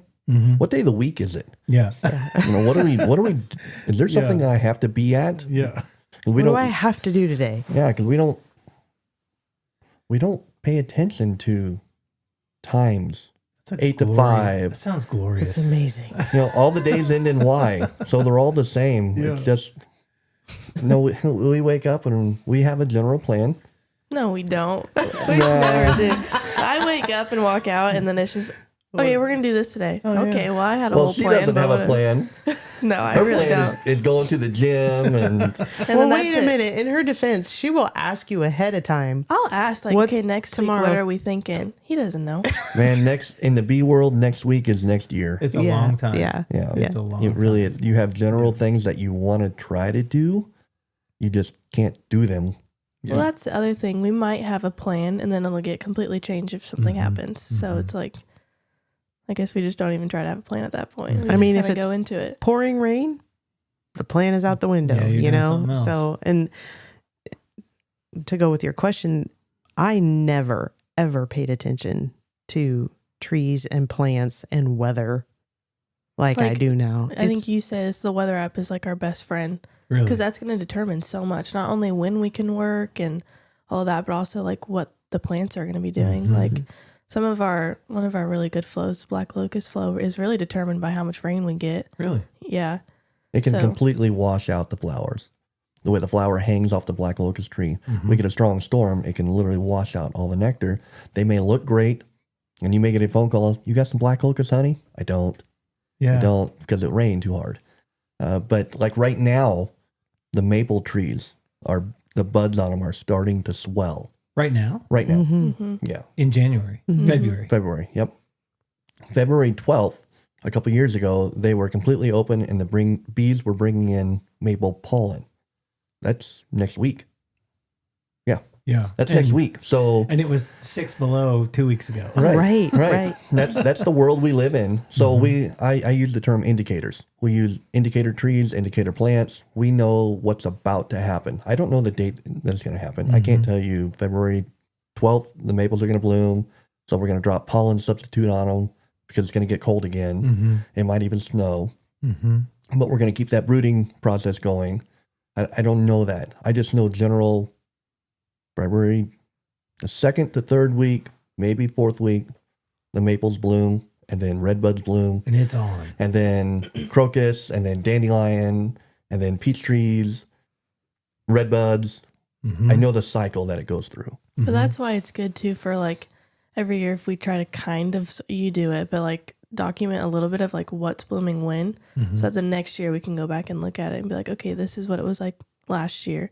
So we should expect it within the next however long. But we say every year we go from 0 to 100.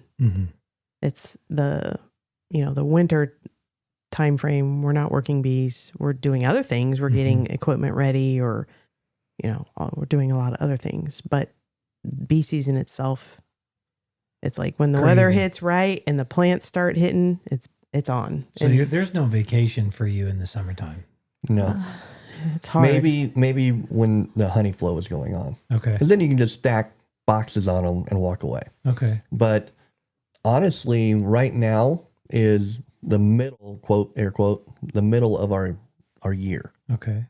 Our year ends when the honey ends. So when all the honey is pulled off the hives, it's like our fiscal year. We're talking August. August, we usually have all of our honey extracted, and we call that, now we're starting next year. Okay. Our next year has now started, because now you're feeding your bees, you're treating them, you're making sure they're healthy. We've mentioned treatment a few times. They do have parasites, and then we're thinking, what's our growth going to look like next year? How many hives do we need to go into winter with to accomplish that goal? Do we want to pollinate at some point out in California? 400 colonies on a semi truck. How many hives? That's 4 hives on a pallet. How many pallets do I need? That's when our season starts. Yeah. Yeah. Yeah. That's, I mean, you talked about so much there. I have so many follow-up questions. I'm going to leave them all, but the last one, you talked about the almond blossom out in California. Learned a little bit about that when we talked talked about this, having you on the show. You put the bees on a truck. You take them out to the almond groves in Southern California. You drop them off. They pollinate the almond trees, and then they come back to you when the almond trees are done, and you then put them out in your own fields. So they come back like supercharged, muscly, ready to rock and roll for the spring when they make it back. Yeah. Is that, I mean, how do you even get into something like that? That's a peculiar thing. That's a great question. And that question is wildly challenged on both sides. You should never take your bees to California, says the guy on one side. The guy on the other side, you should always send your bees to California.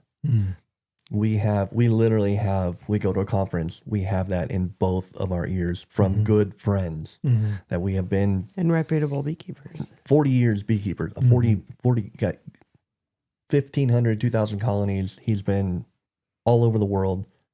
You should never send your bees to California. It's a toxic environment. Are we talking about bees still? I think so.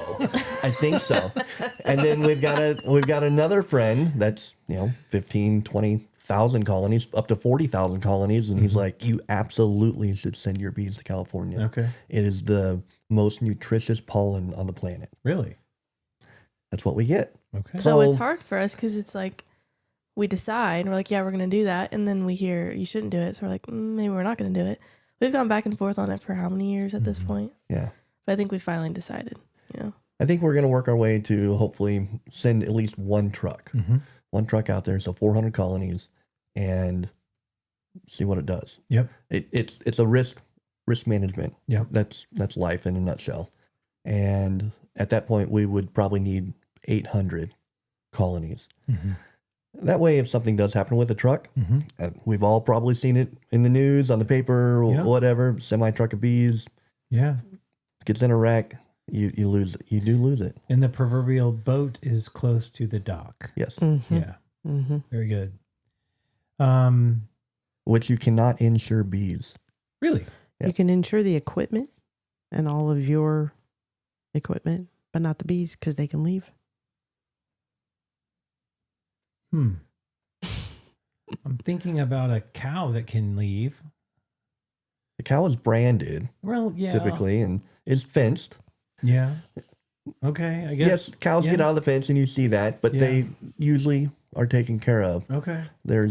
You have no idea if you're going to walk up and have bees that next day. Just, they're gone. Well, here's the other part of it too, is it might not be the same bees in the box from day to day, So yeah, I guess it makes sense. I don't know. That's weird. Just the like you said, coming into this, there's 100 conversations you can have that spin out of one thing. So maybe we'll have a party for beekeepers so that we. Okay, Natalee, what subtle signals, plants, smells, hive behavior tell you what the bees will need before problems appear? I think we kind of just went over that in a way, like paying attention to the trees. Like we know the maples are going to start blooming here soon, so we know they're going to need pollen soon. And I don't read the first part. What was it? Let me rephrase a bit. Okay. I've been watching a lot of videos online. I've watched you. I've watched others. Some of the quirkier beekeepers are interesting. But like they'll talk about how like when they open up a hive that they found in somebody's attic or whatever, it smells like a thing. Okay, yeah. There's a smell they put out, like a pheromone or something. Yeah, so pheromones in beekeeping are like very, very important because that's like the bees depend on that for so much. And one of the things that I think of is, so whenever a bee stings, they put off a pheromone, and it's like an alarm pheromone. Mm-hmm. It smells like bananas. So we'll be in the yard and we'll just be getting stung or whatever. And then all of a sudden I'll smell bananas. I'm like, okay, like, Time to go. yeah, Yeah. pretty much. But not everybody can smell it. Like, I don't smell it.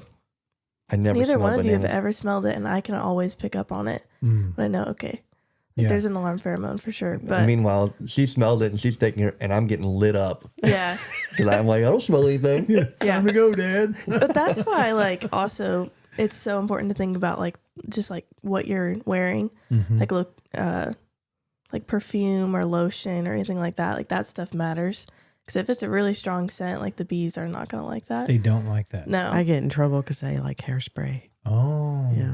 They For, like, like- they like hairspray? No. Oh, they don't like it.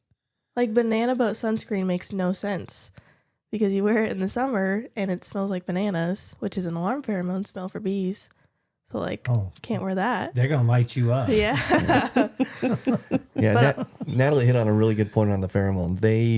Their colony is run by pheromones. The queen gives off a pheromone, and that pheromone is transferred literally from bee to bee, Mm-hmm. and they do that by their proboscis, which is their tongue. And if bees can't touch, they can't transfer that pheromone. They think they're queenless, and they'll start raising another Mhm. queen. Mm-hmm. So the hive is completely driven by pheromones. Which Mm. it's just like the little things that we have to think about. Like the queen, if we see her, you know, we have our smoker with Mhm. us and we're using that, and that can help the pheromones and everything going on. But if we smoke the queen too much and then her pheromone gets mixed up, then Mm-hmm. They can They'll think kill something's her. wrong and kill her. Yeah. so like just little things you really have to think about. But there is Yeah. a lot. Like if you open up a hive, like there is a smell. Mm-hmm. I don't know how to explain it, because it's not really like a clean scent. It's good. Yeah, it's awesome, it's but not it's like- not. I don't know. Do you guys have any? Well, if you're breaking the propolis, then you smell pine, Mm-hmm. Yeah. and that it is really hard to describe what it smells Mhm. like. It's very Mhm. unique. Like Dawn and I went on a cruise down in the Bahamas, and everything on that ship is basically sterile. Mm-hmm. It's concrete, it's steel. They have an arboretum in there that's not real dirt. Mm-hmm. We got off in the airport. I walked out and literally like smelled the dirt. Mm-hmm. That's what a bee colony kind of smells like. It's an earthy, Earthy, yeah, Mhm. it's something- natural. yeah. Very good. Yeah. But it changes too. Like depending on, like, if there's a honey flow, the yard Ah, smells Smells different. so good. Like it Mhm. smells like Honey. floral. Yeah. Mhm. But also, like in the fall, this is what people say. I don't know if I've ever really noticed it, but is it goldenrod? Mhm. So goldenrod, whenever that's blooming, they actually get a honey flow from it, and they're bringing it into the hive. People say it smells like dirty socks. Really? So that's the one smell that's like not the best. But You can I've smell never- that in the yard. So when you just walk into the bee yard, I know exactly what you're you can talking about. smell that, and it's amazing. Yeah. I Mhm. hit the goldenrod stinks though, right? Mhm. yeah, Is it the goldenrod or the aster? Both, mostly Oh. just goldenrod. fall honey. I know I think. hit something with my mower and it stinks. hmm So Mhm. Yeah. probably the same thing. Yeah. hmm Mm-hmm.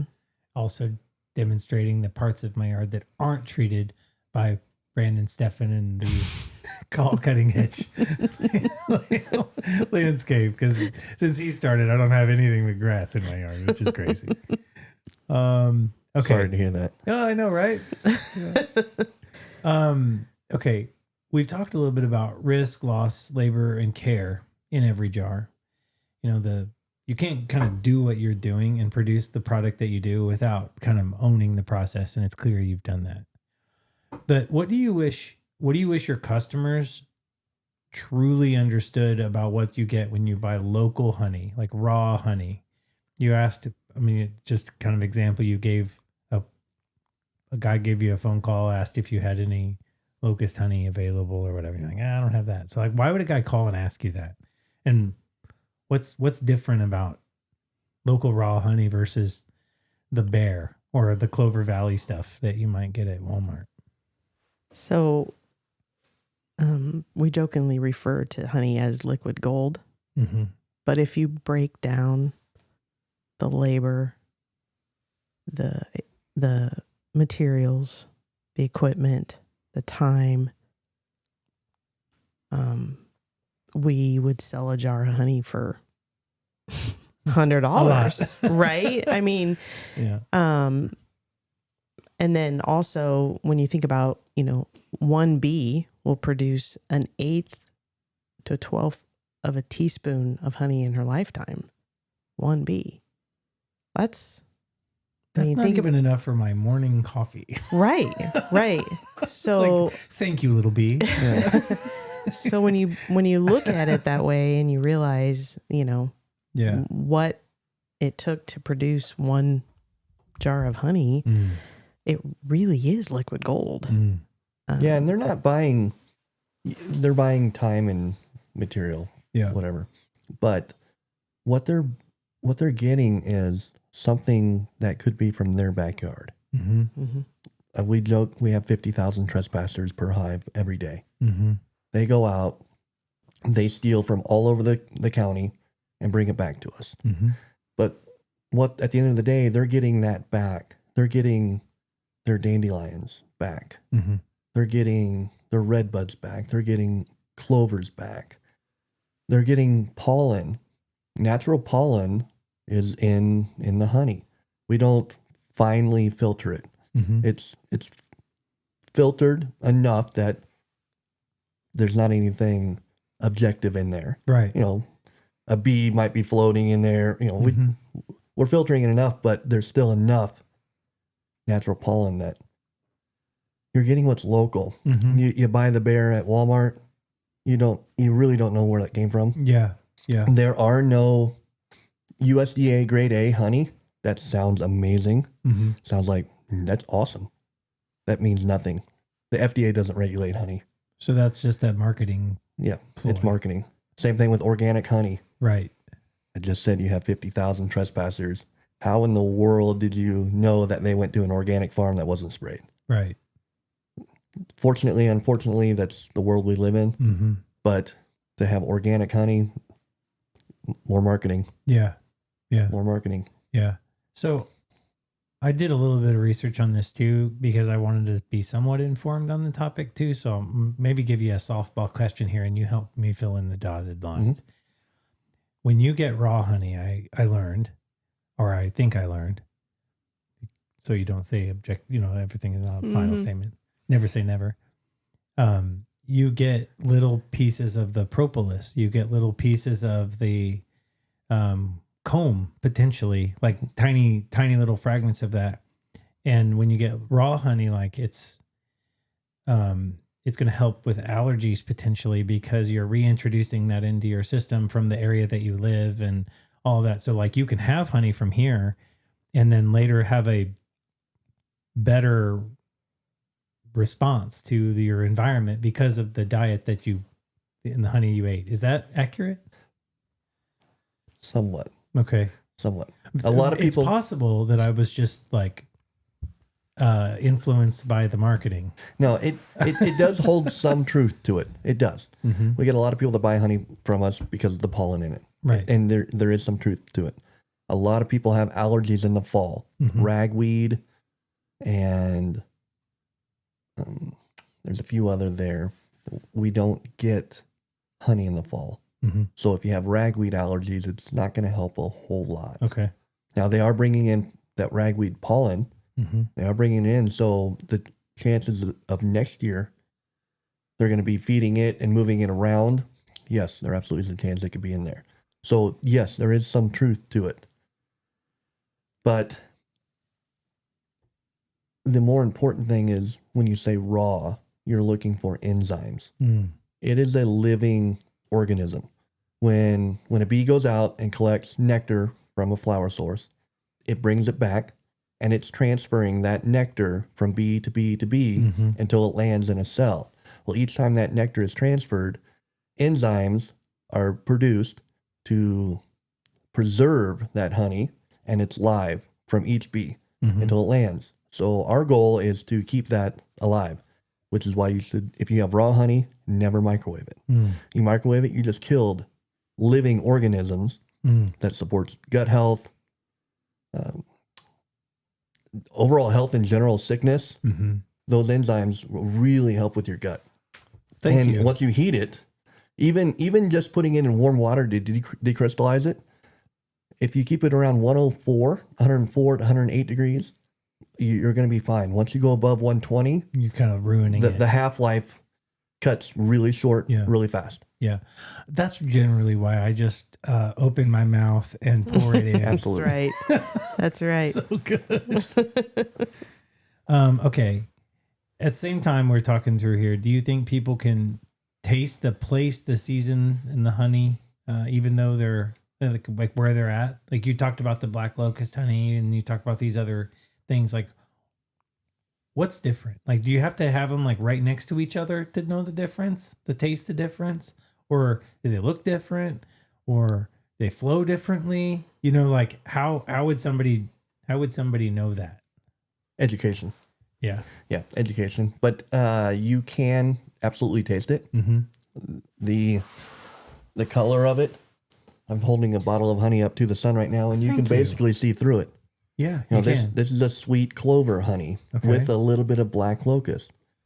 You go to goldenrod, it's a dark honey, smartweed down by Truman Lake. Yeah. It's a dark honey. You can't see through it at all. Really? Yeah, some of it is almost like molasses. Really? So totally different. But if you're buying local, that's what you know. Yeah. That's what you know. Yeah. We actually have some people that buy it that live in Texas, Yeah. but they love it. And because it's totally different than what they have in Texas. Got to have that Missouri honey. That's right. I love it. That's awesome. We just went to a big beekeeping conference, and they had, for the first time, they had a honey bar, and they collected honey from all over the world. And you could go through and taste Oh, wow. all the different, all 50 states were there represented. all 50 states, and then they had Canada and Australia. and so you could go through and taste all it. And there's a definite difference. What's the one that Bob always Sourwood?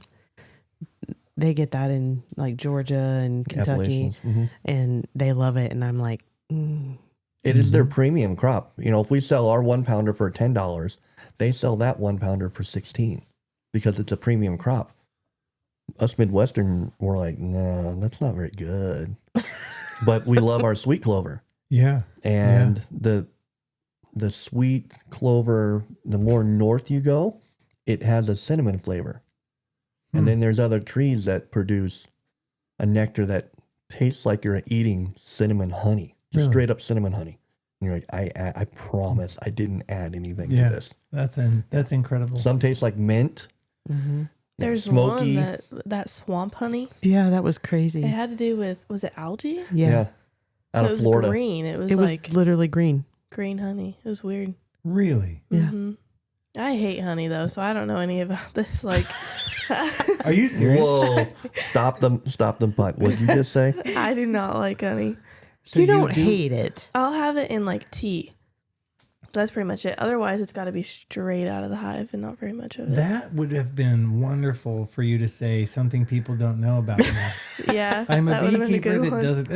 It's like you're a drug dealer, but you don't do drugs. Yeah, That's exactly what it is. yeah. Wow. Yeah, we've got some honeycomb sitting on the table here, and this tastes good. On a warm summer day, they will build this on top of it. Like when she pops the lid, they'll build this on top and fill it. It's warm. The max swells in your melty. mouth. That's the best. You can't replace that. So she'll eat some of that. Do you have to we're talking about the honey that's in the little box now. Do you like this? It's wax, right? Mm-hmm. Do you eat the wax? You can. You do like? Is it recommended to eat the wax, or do you? When I was a kid, I'm not a doctor, but you can eat it. Well, yeah. When I was a kid, we used to just like gum it around a little bit. We'd go out and I don't know, Mom would Think do of it. like It the was Coke bottles, the old wax Coke bottles. Yeah. That would have the juice inside. Oh, yeah. That's literally what it is. Okay. It's honey and it's pure beeswax. So you can digest it. It's not real digestible. Yeah. But your body will process it, and you're getting a lot of nutrients out of it. Yeah, my late mother-in-law was famous for using an expression called "that'll bung you up." she would talk about. She would talk about that. So I was wondering if like what the bung up properties are like. No, it's not bad. Awesome. Let's go a little different direction here and talk about what I also learned about from you is apiary therapy. So there's a lot of different ways to approach apiary therapy. And the question I had was, and this is a little artsy fartsy, so my apologies, but spending time with bees, sleeping near hives, listening to them, using products from them. What does apiary therapy mean to you? I say sleeping near a hive. Is that therapeutic? Is the sound? Is that therapeutic? Yeah, it's the sound, I think. Like, there's some people that, like, if you can't sleep, they say to listen to, like, the sound of a hive, like, from YouTube or whatever, and it'll help you fall asleep. Really? Yeah. So I that don't get would that because sound that like a gives me, like, PTSD. Because I'm Yeah. thinking about, like, They're going to kill me. yeah.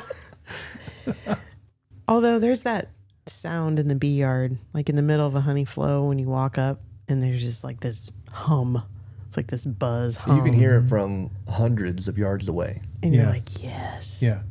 You've talked about that in a couple of different ways, and you say it and then they just kind of react. Like that's one of the most like romantic thoughts is that, and that's something I'd love to experience later as you guys have this and we continue to know one another. I'd love to hear that and smell that just because I think it's so unique. So it sounds awesome. But let's dig into the products from the hive. You don't really necessarily sell a lot of those, do you? But you've made lip balm. I think you made with it, and some other things. I think you've done, but you don't sell that stuff, right? Or do you? It's in the works. Okay. Oh, okay. There's a lot that goes into adding a product to the line. That moves to the cosmetic world Okay. per the state. Okay. So we're learning those things, how they want it. You know, we called our local inspector, and he said, "I have no idea." Like, Oh, really? That's great. Thank you. Yeah. So he referred us to the state. So this is at a state level, Okay. trying to understand what they want, how they want it. Well, it can be done. I mean, if they let you put bat poop on your eyelids, Right. then I mean, Right. I think we can figure out a way to put beeswax on your lips. Okay. But were you looking for the apitherapy side or just? I'm looking for you to tell me about things that people would find interesting. And I found that is it apiary? How do you saying it? Apiary? Apiary, yeah. Is that Now, am I saying it right? No, Okay. you are. And the therapy, there are organizations now that people with PTSD, veterans, it's big in the veteran world because they do have a hard time sleeping. They have a hard time just being, some of them in general public, their anxiety overwhelms them. So they get into bees and it changes their life. So like you physically let the bee sting you, or Well, you make that it would sting be you? that's a different. I'm just talking as becoming a beekeeper has changed veterans' lives Okay. because some of them are living at such a level, they've seen things and done things that us sitting at this table probably haven't done. Sure. And they're living at a different level, but when they get into a beehive, like Natalee was saying, it forces you to slow down. Okay. It forces you to make movements that took thought. You can't throw your hand across real fast. If you just move your hand fast across, not even touching anything, you're going to get stung. So it's changing their lives. Hives for Heroes is a great organization. There's a couple of them like that. We've got some a little bit south of us that if you're a veteran, you can call them up and they will get you plugged in with 1 or 2 hives and get a mentor and teach you how to become a beekeeper because it just slows their life down. Yeah. Corey Stevens. You know Josh Stevens and Corey Stevens at our church? No. Oh no, we know another. I know Corey Stevens, yeah. But Girl or boy? Boy. Oh, He's Well, he's in southeast Missouri. He's a beekeeper. So when you said Corey Stevens, I was like, how does he know Yeah, Corey that's what I was Stevens? thinking. well, this is interesting. So I was thinking this was somebody that you might not have known, but you did know, and we would have the opportunity to get to know. No, Corey Stevens is a girl, and it's Josh Stevens' wife. We go to church together. So she did Hives for Heroes, and she did the whole thing out of Richmond. So they live in Richmond now, and she does. Yeah. So anyway, I'll have to introduce you to. But they literally, yeah. So she's done that. She's been through all the training and everything. So when you were saying Corey Stevens on your videos, that's who I thought you were. Oh, That's who I thought you were getting it from. Well, interesting. anyway. Okay. So let's talk about the bee venom then. Okay. Because that was something I thought was interesting. You made a very bold claim around bee stings being able to have an impact on cancer cells. Mm-hmm. And, you know, the idea that bee stings can help with certain ailments, I think is kind of counterintuitive. I don't think most people think that being stung by a bee would be a voluntary thing. And if so, it would just hurt and it would be ultimately be a bad deal. But you have a different opinion on that, don't you, Chris? I do. And I'm learning I think we all do. more and more. Natalee actually wrote a paper on this for Really? school. There's a guy named Charles Mraz wrote a book on it years ago, late 18, early 1900s. So, and that's recent. Mm-hmm. This is ancient therapy. This is nothing new. Mm-hmm. This has been done all over the world for centuries, Mm-hmm. and it's basically stinging yourself. Mm-hmm. And apitherapy, bee venom therapy. BVT, different than LSD. Yes, BVT. It has some amazing. I'm not a doctor, but I've seen pictures. I watched YouTube. I stayed at a Holiday Inn Express last night. Yeah. I have seen. I broke my shoulder. We'll just use that example. Steroid shot, 7 days, maybe 10, if they nailed it just right. Mm-hmm. Natalee put 15 stings in my shoulders. 3 weeks, I felt like a new man. Cancer cells, you mentioned that. If you take bee venom, like if you pick up a bee, Natalee said it'll kind of crunch up and its stinger will come out. If you hold it long enough, you'll actually get a pool right there, a drop. And you can take that drop and put it on triple negative breast cancer cells and it immediately kills the cells. Mm. It's been proven numerous times. Europe has been doing this for a long time. Mm. And so, does it work? Yes. How does it work? Why does it work? I don't know the science behind that. Right. God made an insect that can do things that science hasn't figured out yet. Certainly. Well, you know, it's not unlike the number of prescription medications and whatnot that have been found in the Amazon. You know, I mean, like they like there's some 30 some odd percent. I understand listening to Joe Rogan, some 30 some odd percent of like penicillin, some of these other things have been discovered in the Amazon. Like, and it's all natural products that have turned into modern day medications. So We maybe use this it is the all the next one. time. Like if one of us just has some kind of issue, like there was something you had the other day. You were like, "We're just gonna go sting me later." Oh, well, you would Like- appreciate this. I changed up my kettlebell exercise a little bit. Oh, really? Yeah. So the tops of my forearms have just been really sore and my elbows.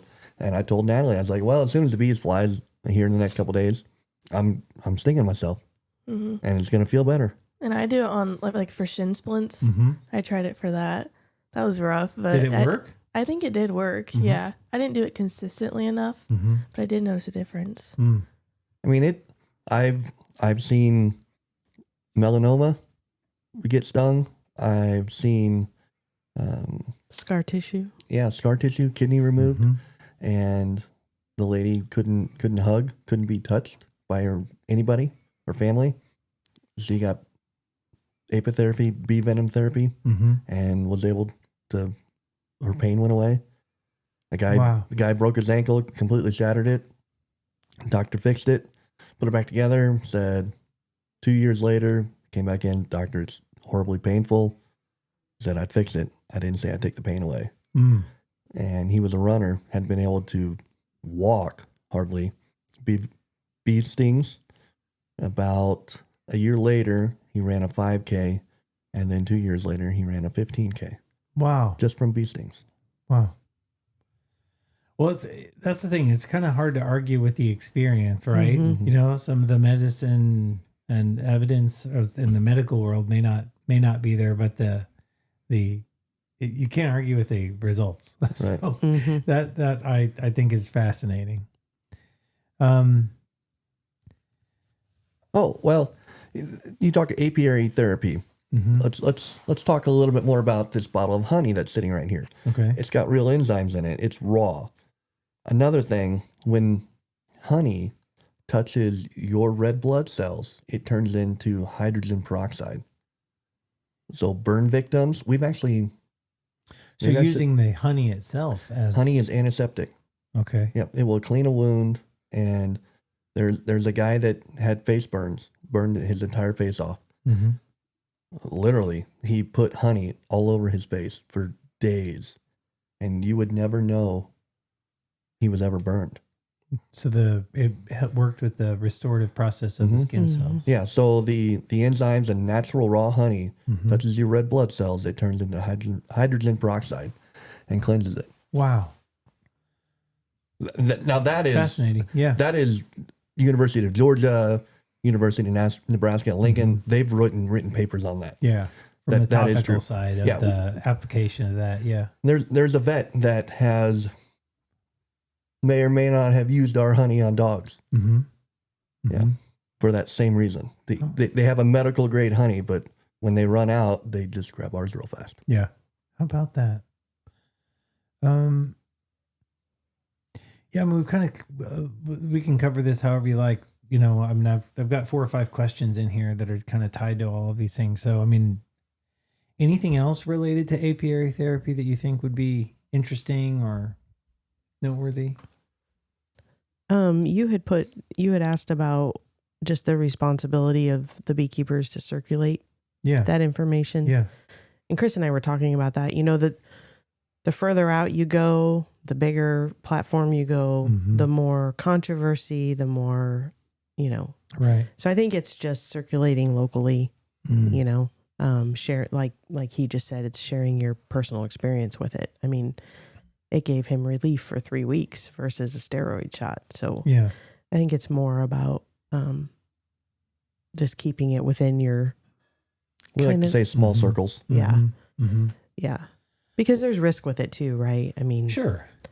um, But I'm thinking about all the old, not necessarily wives' tales, but like these homeopathic remedies that have been around for years, and the indigenous peoples using different plants and whatnot that they'd find, you know. mhm. My sister-in-law famously, well, not so famously to everyone else, but within the family, one of the stories they tell all the time is she got stung by a bee, and her grandfather took out his chew in his lip and slapped it on top of it, and the tobacco product or whatever numbed the area, and it was either that or it just shocked her. That's disgusting. Well, I just had a lady You tell can do us it with plantains. with Yeah. plantains. Yeah, she just did that. Yeah. So She's in our church. really, Maybe she'll hear what'd she this. do? What'd she do? She was walking in her field Uh-huh. and got stung by a bee and ate some plantation and rubbed it on her Plantain, yeah. plantain. Really? Yeah, plantation. on her foot where she got stung, and immediately was like, I feel better. Fascinating. Okay. Beekeeping knowledge is traditionally shared person to person. How have associations, meetings, and mentorship shaped your philosophy? Y'all are a very active bunch outside of your home and business, local community. We're talking about these shows or conferences Yeah. that you go to regularly. It's clear that the network of beekeepers is alive and well. Mm-hmm. So how has that influenced your world? Well, for one, that was a big part of how we transitioned from losing them every year to being able to keep them well was through YouTubers that. Well, but the other thing is like, yeah, everybody's going to do something different. But even like on YouTube, if you're watching somebody from Canada or whatever, you can still learn a lot from him just by the way he keeps his bees or the way he feeds them or whatever it is. So just watching how everybody else does it and picking up on stuff like that and trying it yourself. So even if it's somebody in a different state doing it completely different, you can still learn a lot from it. And that's the thing about the beekeeping world. Like most of these people we know and are good friends with, they're like 10 hours away from us. But because of the conferences, we can see them and have conversations and I don't know. And beekeepers love to talk about bees, so we just sit around and break bread and talk bees all day. Yeah, well, and that's I think maybe another question. Like, you've got a lot of different avenues for people to have questions about bees, and then there's like this novice world, right? Somebody who's never done it before, curious, just wants to know, kind of high level, like that 6th grader 5-minute explanation, right? That's enough. I want to know. Then somebody says, I think I might want to get a hive. How would I do that? Right? You talk a little bit about that. And then you go full bore the way you all have, and it's another world. So, what kind of boundaries guide your conversation at that point?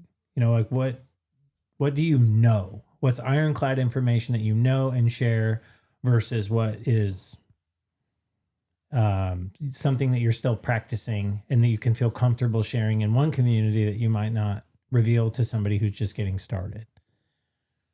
That makes sense? Sort of. I'm just thinking, like, if you're, and I'm just trying to put it another way, if you're an auto mechanic, you're not going to go talking about like all the intricate parts of a motor if somebody's just sitting there staring at you like, my car's broke, man, I just need it fixed. Right? I want to learn how to fix it, right? I don't want to rebuild the carburetor. It's just like, that's a carburetor. You can pull that off and stick another one on. Like there's depths and layers to these bee conversations that you're talking about. And I'm just trying to differentiate the levels where it's kind of like Natalee's not going to go up to a brand new beekeeper and talk to them about raising queens. Right. You know, because that's kind of so far down the rabbit hole. Yeah. It's really hard too. Like, I think you're a little bit better about it, but like me and Dad are like, it's hard to explain to a new beekeeper, like, because you'll start talking and then they'll talk about brood and then you'll talk about queens and then you're like, oh wait, they have no idea what I'm talking about. It's like teaching. It's really hard to do because there's just so much to it. So like slowing yourself down and trying to kind of not go back down to the beginner level, but a little bit in a way. It's really hard to do that. Making sure they understand the foundational things. So There's they'll just so understand much the next to learn. thing. Yeah. On it. So have I screwed up when I said that I want to go down the rabbit hole and talk about? Oh, no. queens? That's her favorite thing. No, that's a good one. Yeah. So along those lines, though, it is, since there are no absolutes in beekeeping. So what is solid ironclad? I don't know if I can have an answer for that. Right. But you can say, this works for me. This works for me. Yeah. And what I can offer you is the 4th Thursday. The 4th Thursday of every month, we meet at the library in Excelsior Springs, and we have a bee club. And there's everywhere from somebody that, what are honeybees to, okay, I think I want to go semi-pro, semi-commercial here. Yeah. And you show up and we'll have a topic every month that's relatable. And then we'll spend 30 minutes just asking questions. Where are you at? What do you want to know? What are you thinking? How can I help you? That's our main platform that we use to communicate with people. How about is that? invite them to that. Okay. And that kind of came from, we were just getting a lot of requests on a regular basis. Hey, can you mentor me? Can I come work your bees with you? Can I work for you? You know, we were just getting, Like volunteers, just willing to learn and help. Yes. And the requests were getting so much that there's just, we got to work our own bees, right? Yeah. I mean, it's the finding the balance. And so that's where the club came from was, hey, let's try to streamline this a little bit and make it make a space where people can ask questions and that sort of thing. Mm-hmm. Yeah. Well, let's go nuts here. Let's take one of those questions and really dig in like you would maybe in a forum like that, or so I'll just direct all the questions to you, Natalee. These are Natalee's queens. You're looking for improving your genetics in your hive. What are you really selecting for? Resilience, gentleness, adaptability. Why does that matter beyond productivity? But speaking of productivity, how do you make a queen then that later produces that sort of thing, right? So like, let's open the conversation of queen making by way of hive genetics overall, and then kind of drill into how you make a queen. Okay. So Go there's nuts. so much to say. Like, well, for just picking. Okay, so to make a queen, it's basically you take a normal egg that a queen has laid from another colony, and we pick the colony that we want to take from by how productive they are. So if they're good with honey and they create a lot of honey, but they also create a lot of bees, like just good production colonies, but they also are gentle to work with. Because that's one thing for us, like we don't want to be working with mean bees. Like it's just not fun. Like we still want to enjoy it. I don't want to work with mean people. So Right. right. And we get to pick it. So it's so we get to pick like what genetics we have. And that's the reason like everybody's bees are so different. And I think we've kind of finally like gotten where we want with our genetics. Like they still make a lot of honey, good production colonies, but they're also easy to work with and create good, whatever. So anyways, you take from those hives and we'll pick it. And usually what happens is we'll be working the bees throughout the year and we'll have a hive that's just doing really good. Like it just stands out. So we'll mark it whatever way, putting a star on the lid, whatever it is. And then we'll come back when it's time to actually make queens. And if there's still a good production colony, then we'll graft off of it. So it's called grafting. It's basically it's not quite an egg. It's a stage, not in between. Larva. It's a larva. This is a stupid question, and I'm going to demonstrate why you probably hate talking to newbies, but I don't even know. Do they make an egg? Bees are an egg? They lay an egg? The queen lays the egg. It's an egg. Yeah. So she lays how many eggs It could be fertilized or unfertilized. But she gets to pick that. Like a chicken. Mm-hmm. Every time she lays an egg, she knows what she's laying. Like she picks it.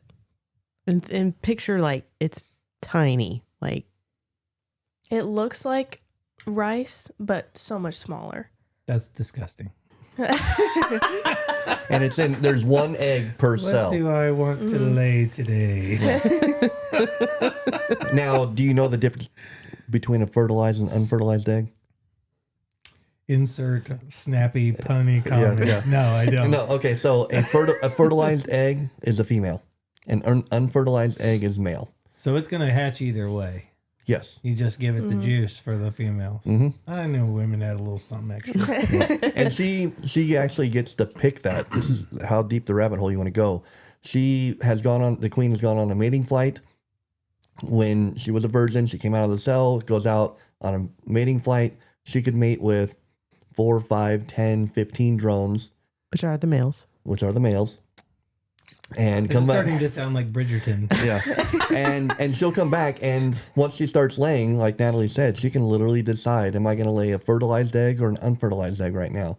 Part of that is she will measure the cell before she drops the egg in there. If it's a larger cell, she'll make that one unfertilized. Do they ever do paternity tests?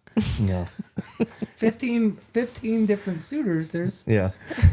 They can actually. It is genetic. So DNA inside there. so But there's a little boy bee that comes in and be like, "That's mine." You're the father. Sorry, I'm thinking Maury Povich now. Or, Jerry Springer. I'm so sorry. yeah. Derailed. But it's so selective that when she mates, it's called her spermatheca. She has different areas inside there that has the semen that she can select from. I want to pull this one to this egg, and then she can pull from another in her spermatheca and another sac that she can pull from a different male to fertilize that egg. So she gets to pick what she is dropping in that cell. Okay, so you're in the cell, you're in the hive. And how do you know?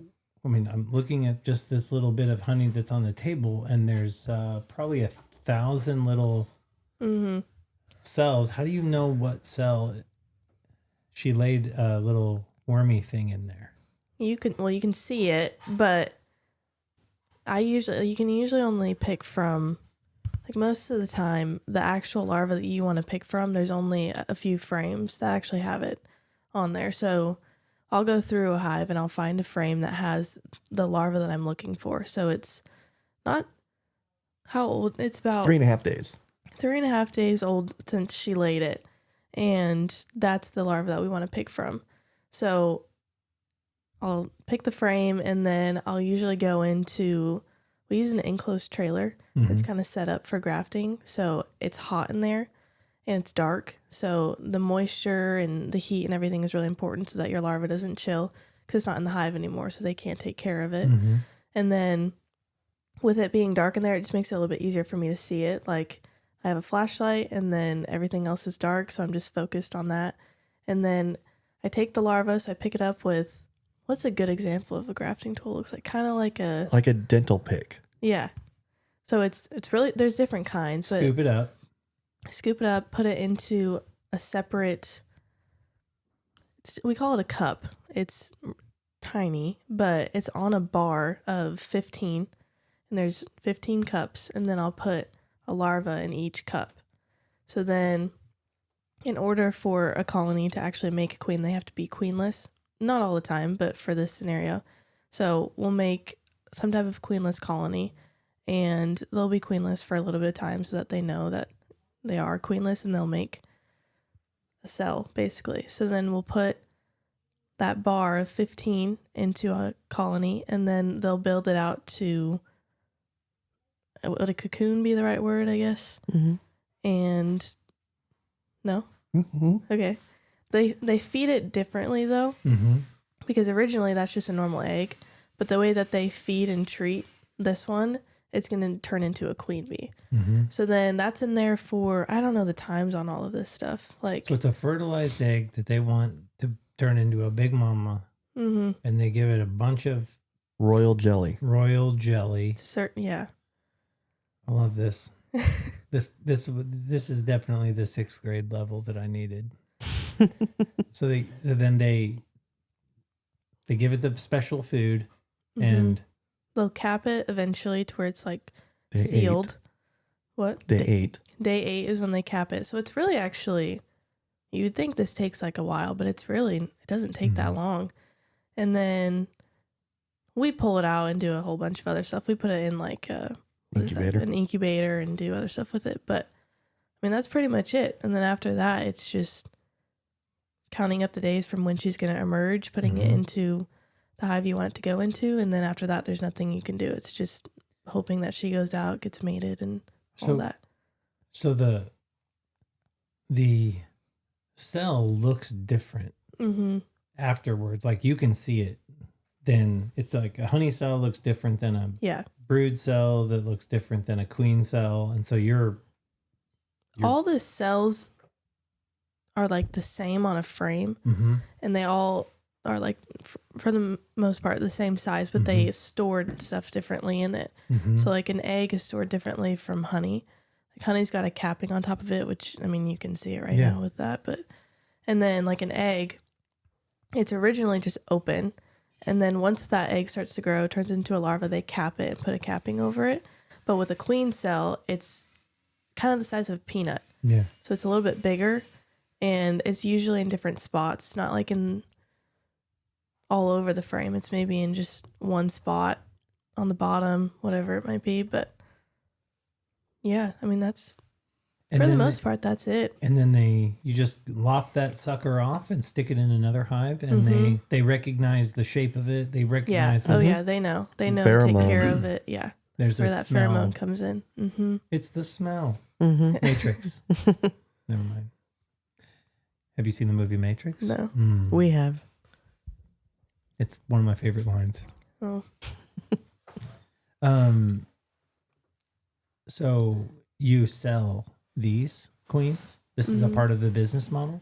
Yeah, so I really enjoy selling queens, but it can be a lot. Like if you're going to sell a mated queen, that's a lot of time that goes into that, and it's a little bit harder to do. But like a queen that's just emerged out, and we would call that a virgin queen, those are really easy to sell, and we do that quite a bit. Or you can do it where they haven't even emerged out of their cell and just sell those. Those are easy too, but Just I like doing overnight them to people, or do they have to come to the house and you do like this? Yeah, we hand give them to them. Mm-hmm. Yeah, like the cells, we like to put them in a cooler with a heating pad because you don't want them to chill. Yeah. So you got to be a little bit aware of temperature and that sort of thing.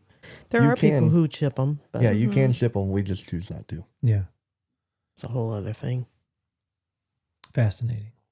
Thank you for going out. And that's just one topic. Yeah. And we didn't really even get as deep as I probably thought Mm-hmm. we would. There's so much more into, Yeah, you can tell. well, just the actual queenless colony that you're putting those cells into.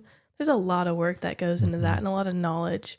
And it took us a few years before we actually figured out how to do that right. Because, there's a lot also when you're moving that larva, there's a lot you can do and ruin that egg and not know that you did it. So you can get a really bad take sometimes. But, most of the time it's not even our fault. It's not because we picked a bad egg or whatever. It's because that queenless colony that they're in, they don't want to make queens or whatever it is. There's just a lot of thought that goes into it. And it was the queen grafting process that actually helped her take off on YouTube because she was following another fairly well-known YouTuber.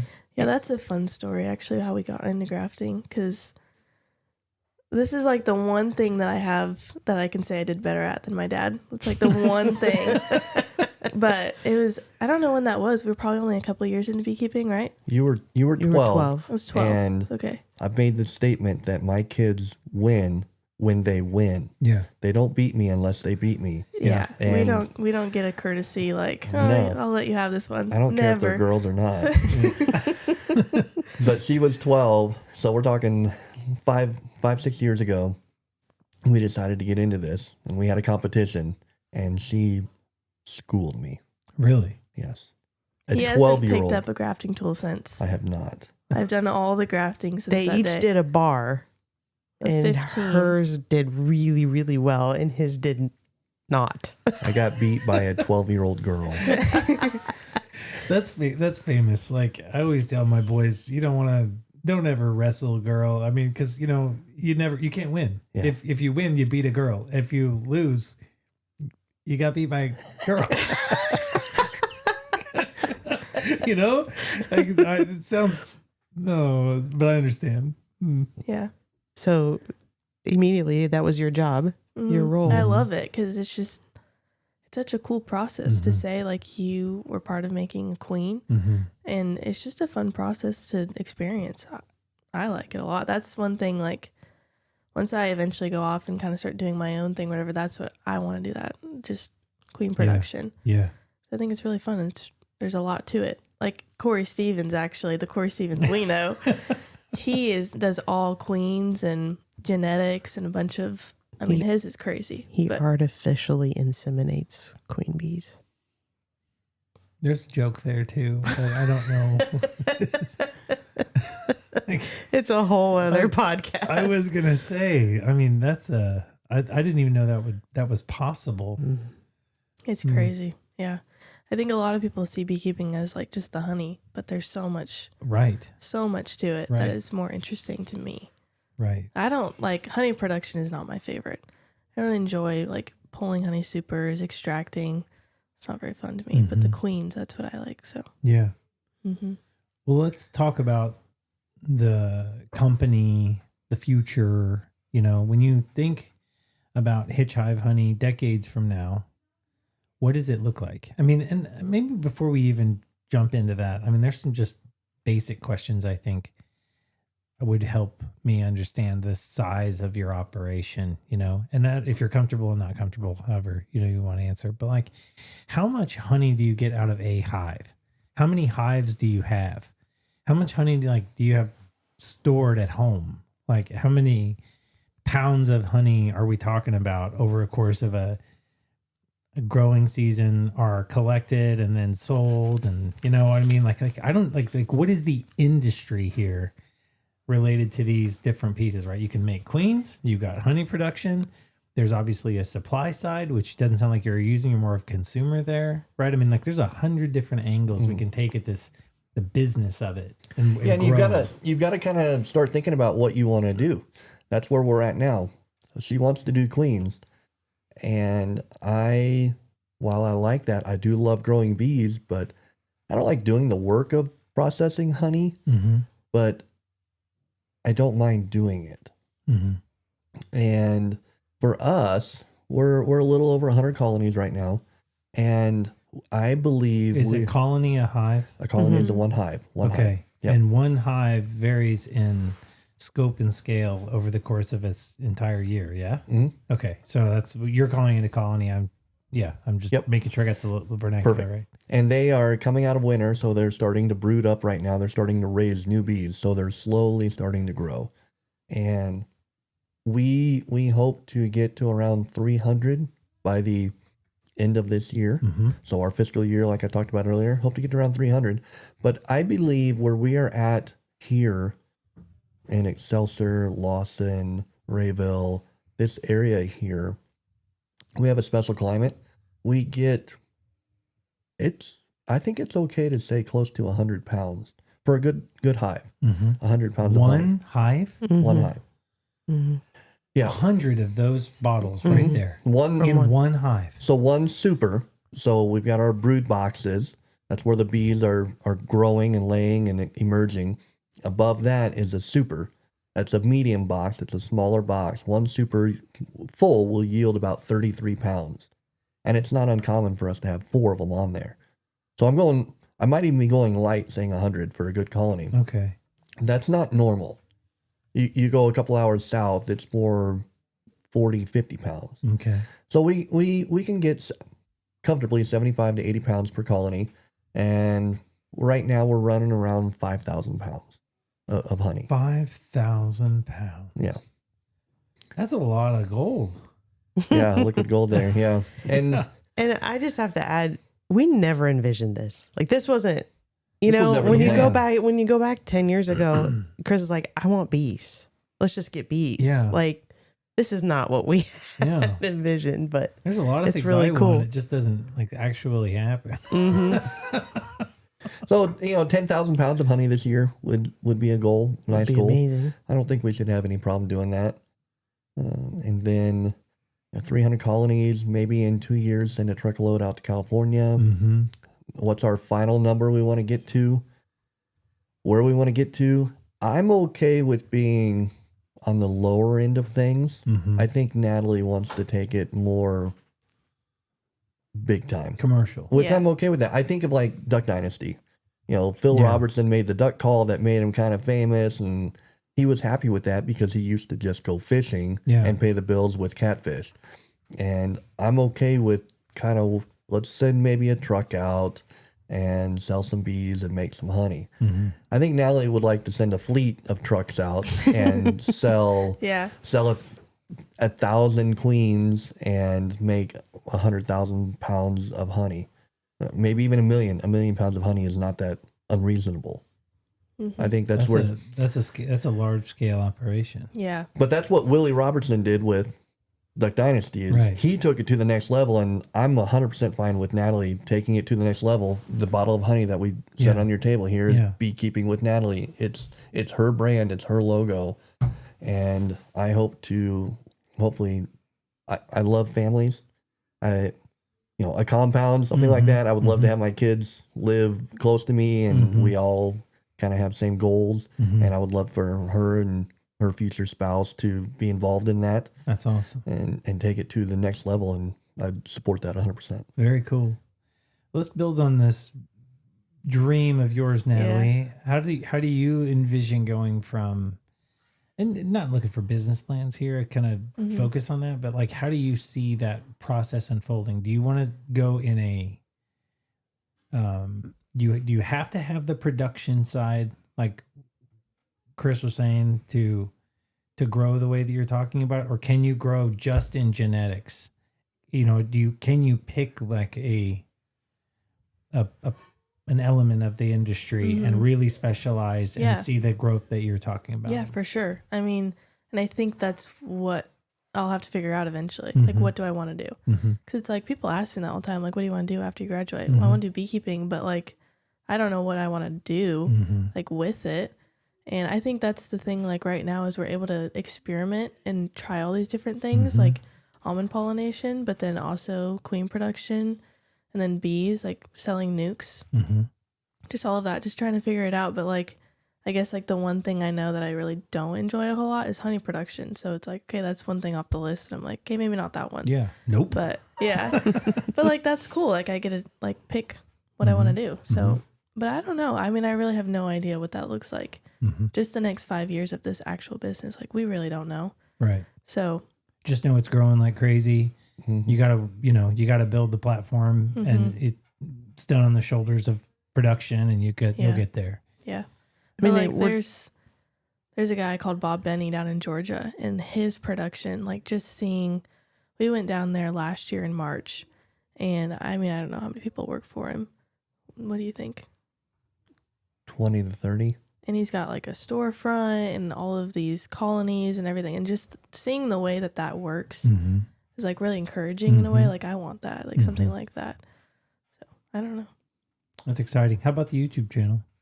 That's just like there. I don't care so much for the YouTube channel. Like it is a really cool thing and like fun to talk about and do, but I've never had that much of a passion for it. Right. It's good to have it so I can, tell people to go towards that for information or whatever it is. It's good to get myself out there and stuff like that, but it's not my favorite. I don't enjoy editing, and filming is not my favorite and all of that, but it's good to have. So I don't know where that's going to go. And it has also provided most of the opportunities that you've had to travel, is why it'll and probably always be there, but just kind of in the background in a way. But yeah, I don't know about that one. Just see where it goes, I guess. Well, it's fascinating. And I wish you all the best in your growth of this company and your the adventures ahead. For those people who are inspired by this, how would you advise somebody who's trying to get involved to get involved, and maybe even just how much does it cost? You know what I mean? Like what is, like if you were to, and we talked about the bee math thing earlier, like it's liquid gold because of so much time that goes into it. Say I mean, you're here in my home, I have an acre or so out in front. If I want to stick a hive out there, what does that mean for me? What do I got to buy? Do I need all this? Do I need the tool? I need the boxes, frames? Can you buy all that stuff? That's the beauty of beekeeping, is it can be as cheap as you want or as expensive as you want. You can build this stuff yourself.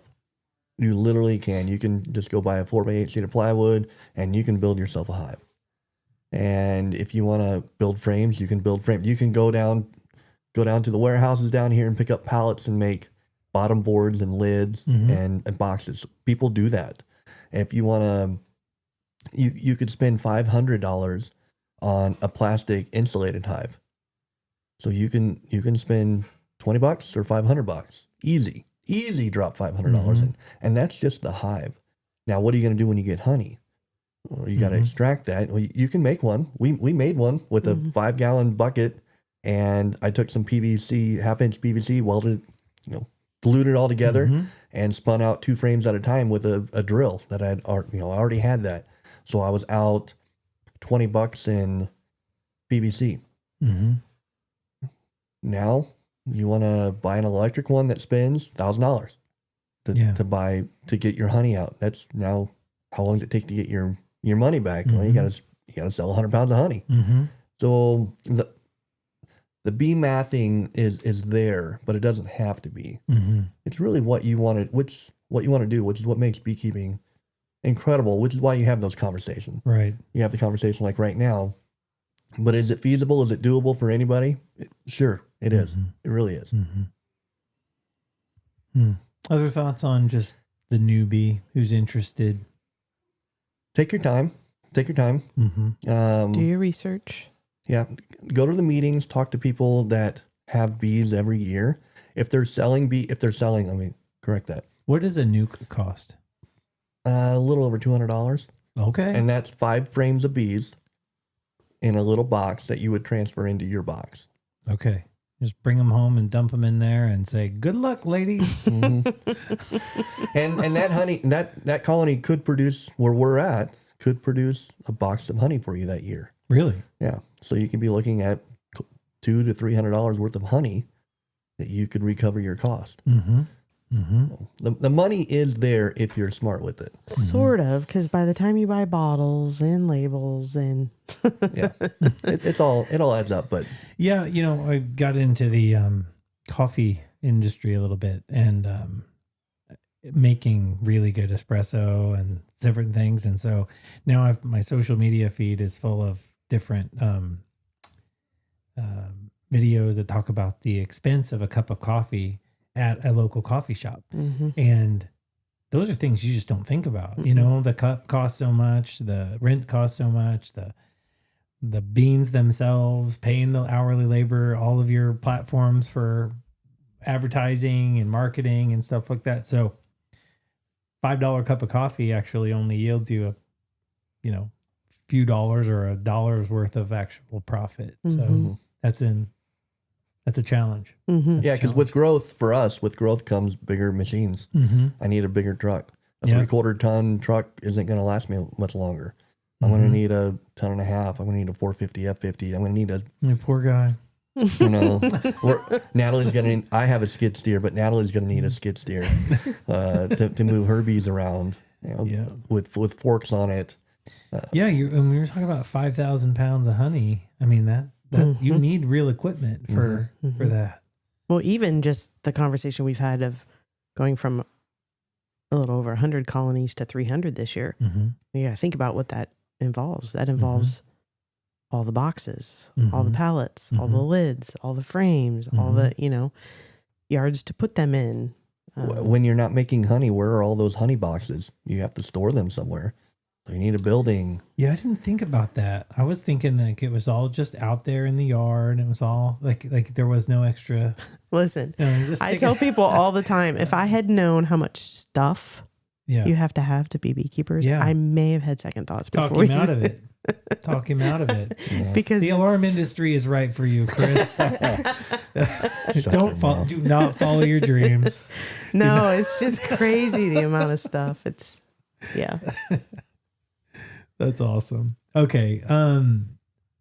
Where can we find more information? Like to promote you here and just shameless self-promotion. Like where can we find information about you? You have a website. Where can we find your honey? What can we do to, help people understand you? Know where you're at. The website could use a little bit of love, but we do have hitchhivehoney.com that has some basics on it. And Natalee has beekeepingwithnatalee.com. That has some information on it. And the YouTube. And then I'm working to improve social media presence, trying to be a little bit better about that as well. And then locally, we have quite a few vendors. We have Other Trails Coffee and Goods in downtown Excelsior. They carry our honey products. Wild Bunch in Excelsior carries our products. Horseplay Feed and Tack in Wood Heights, the feed store there, she carries our honey. And then we have 2 different chiropractors in Kearney, Adjusted for Life, and I always forget Dr. Julie's chiropractor name.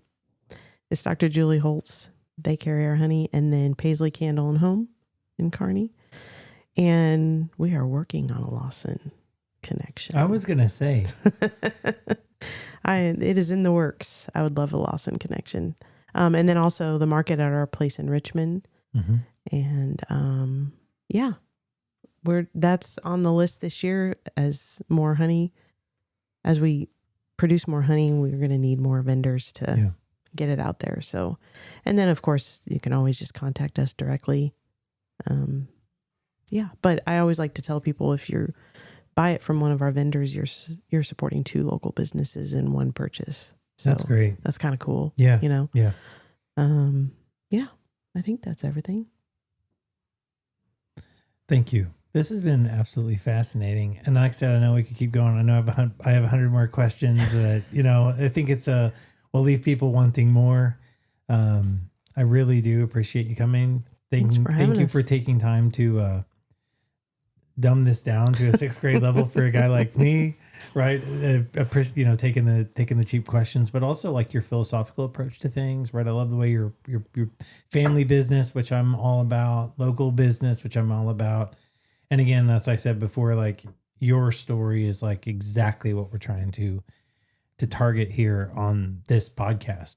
This is a very small town, but the people here are incredible and your stories are even better. So anyway, thanks for coming. Thank you. One last opportunity. You have anything before we go, Natalie? Nope. Dawn? No. Chris? It's good. All right. For everybody online, thank you. This has been the Son of the Law podcast. Have a great day.